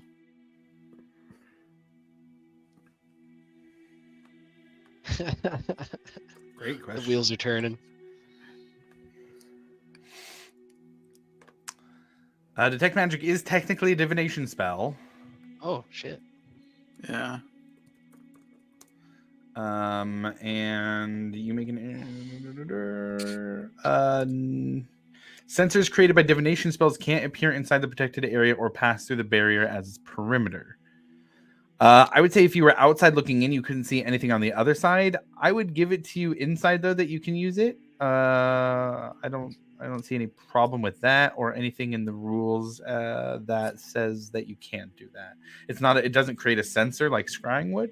Mm-hmm. Or like Magic Eye or something like that. So I think you're good. Yeah, I think you're good. I'm just gonna do it just in case. I know your things. It seems pretty airtight, but the look on Josh's face is making me very nervous. Do it, man. Just a little extra security every once in a while. That can't hurt. This man looks like he wants to say something. But yeah, I'll pop that and just look around. Yeah. Pop it. You look around. Roll a perception check. Oh God. Can I use guidance? Sure.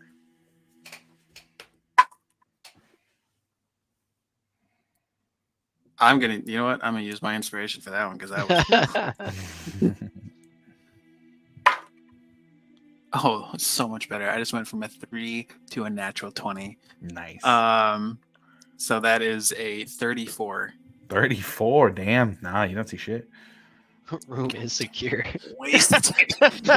Jesus, you don't see shit. Oh no. Yeah, man. Pretty That airtight. meeting was pretty wild. Like It we was. went. The topics that were discussed were really heavy, and it was everything from hey, hunt down all Cobalt Soul members with one of your members to also let's have one of your other members try to convert everyone, and if they don't, boot them, and then everything else in between. This is like, it's crazy what he wants to turn this place into. Well, and Harry pops up because Harry's still with you guys. Oh shit. Holy shit! Shit, Harry went even. It's gonna be like, I Jesus. wasn't gonna fucking talk to that guy. Are you kidding me? I wasn't gonna fucking talk to him. No Who the- way.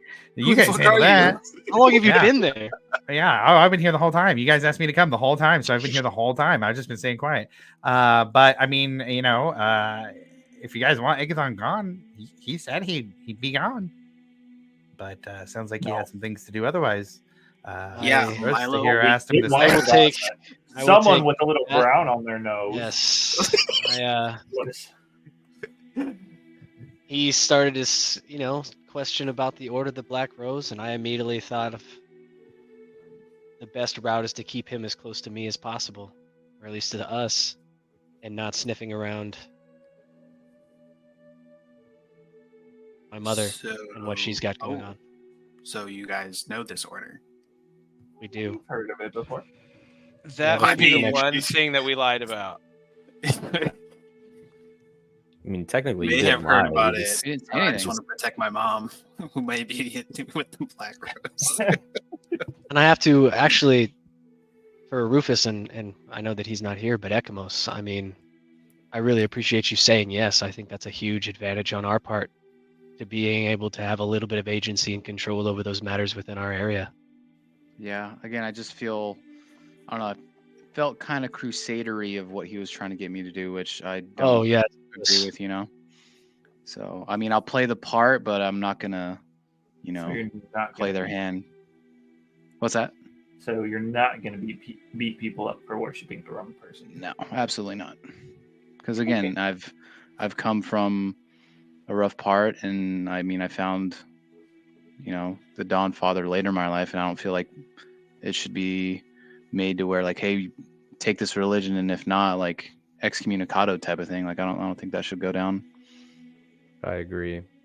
I think the fact that he said everything being about like wars being started by a certain type, it's like, well, just as many wars have been started through religion, Exactly. not just people who don't follow religion. So that's he's either painfully naive or blissfully ignorant. Either way, he's an idiot. Yeah. Oh, no, he knows exactly what he's doing. Yeah. What makes He's out here sense. playing chess. The only thing I am is, I hoping see that- them being extreme micromanagers. So, at some point, because you accepted that role, you may have to do something, or Okay. we face their wrath. All right. Will we sacrifice him then? Sacrificing what? Well, you gotta excommunicado somebody. So we can't I just. mean, We gotta not keep immediately. You've got a valid point. I mean, somebody's got to walk the plank. You know what I'm saying? So you gotta be willing to do what you need to. Someone's got to get Sounds- swept Bigger by the fish. undertow. All right. Yeah, okay. Oh, Why'd you give him that Yeah. title? Get him out of here. I don't mean to burst all of your bubble, but it sounds like it's not going to be walking the plank. It's going to be walking up the gallows. Okay. Yeah, he's Mm, they're the setting up gallows fucking involved in hangs in town. the Well, you gotta be fucking dark, in the dude. hall. I'm way better with water analogies than with. yeah, this Yeah. guy is a Debbie Downer. Come on, Harry. Like, feel the vibe of the room, Harry. All right, we know what. Oh my god. I'm just pointing it out. I know you're Halivor, being- I honestly, we're talking about trying to keep people away from here. Yet all of you agreed to what they wanted, or agreed to bring them closer, or be here. I didn't agree to bringing those nerds up there here. Do you guys want me to tell him to leave? No, Well- Brett. You're. I think I'm a sure lot they of already know the- you want them to leave. I think a lot of the issues that we want solved can't be solved with one meeting. And we're really going to have to think about this methodically if you want to do this in a political way. However, I don't think it's going to play out the way we want it to. And I think we might have to get a little dirty, and it has to be quick. We're gonna Um, need outside influence. a lot of it, and they're not going to go quietly, and they are going to play dirty, so we need to start playing dirty back. I don't even know how to play clean. Jeez. That for some reason was the sexiest thing you've ever said. Oh my god.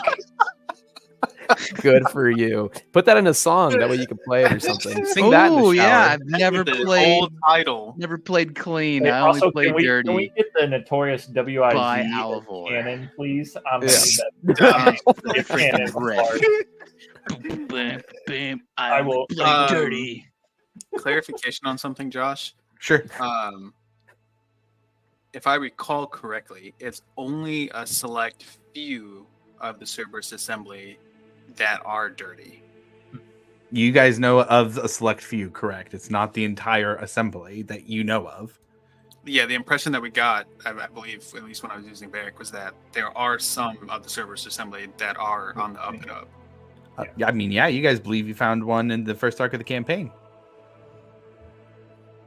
Oh God.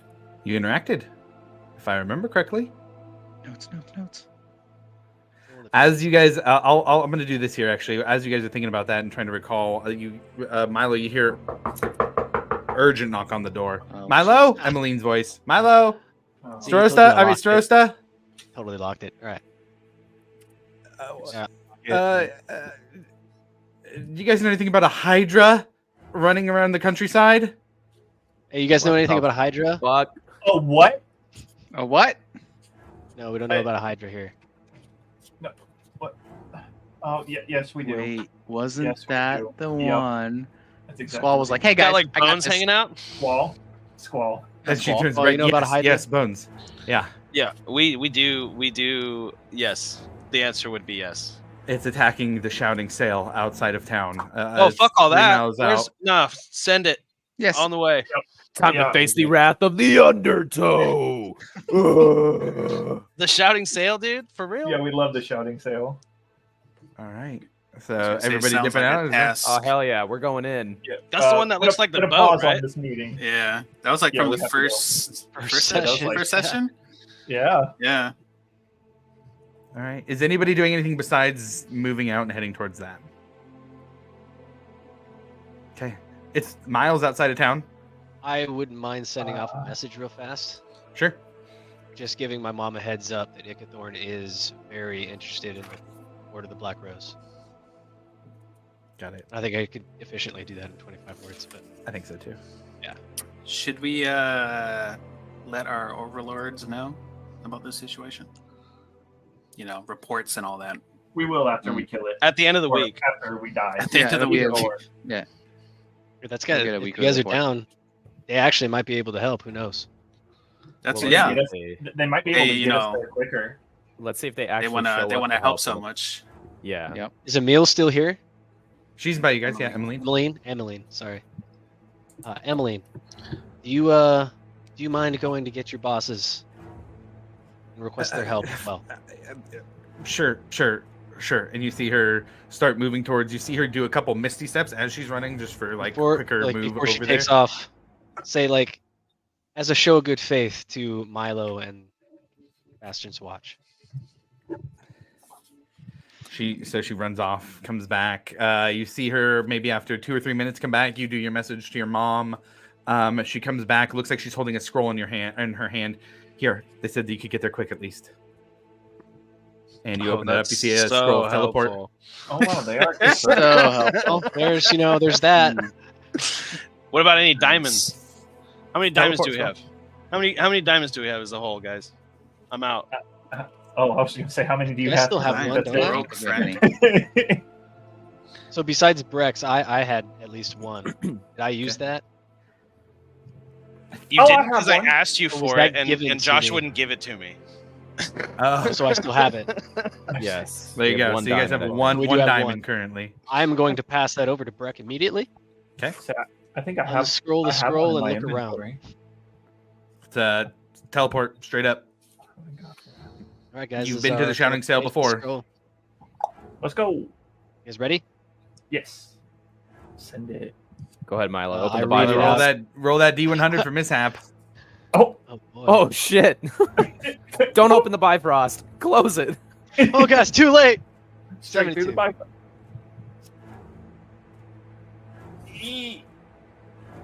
Oh my god, the suspense. Is is high killing good me. or low good? I think no, high's good. I think you're totally fine. I'm gonna look at it real quick. I think you're probably totally fine. Somebody's now. We part got of the wall. splinged.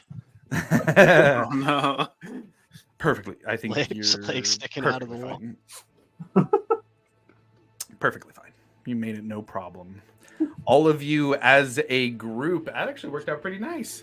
All of you as a group are able to land just outside of the Shouting Sail.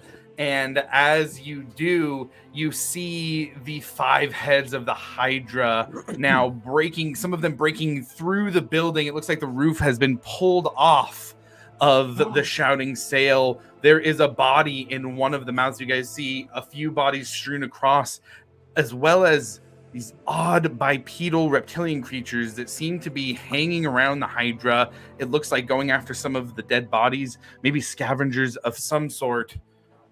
And as you all land there, one of the heads slowly turns your way.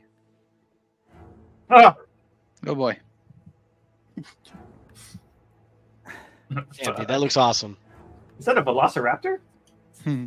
Some odd bipedal reptile creatures Oh. hanging around the Hydra. And as you see them, as we're going to end the session for the night. Ah. my come God. And on. we're going to hop into that fight next week. I have to show you guys the map first before God we end it for damn the it. day. I'm going to leave everything where it is, and we will come back for the next Ugh. wrapping up the housekeeping for the day. I didn't talk about it at the beginning. We use music from a couple different places here on our channel. Filmmusic.io is one of those places. Critical Role, official soundtracks are the others. All information is down in the panels. Check it out before you come back and watch the next one. We will be back in 2 weeks to see how this Hydra fight goes. Thanks for tuning in.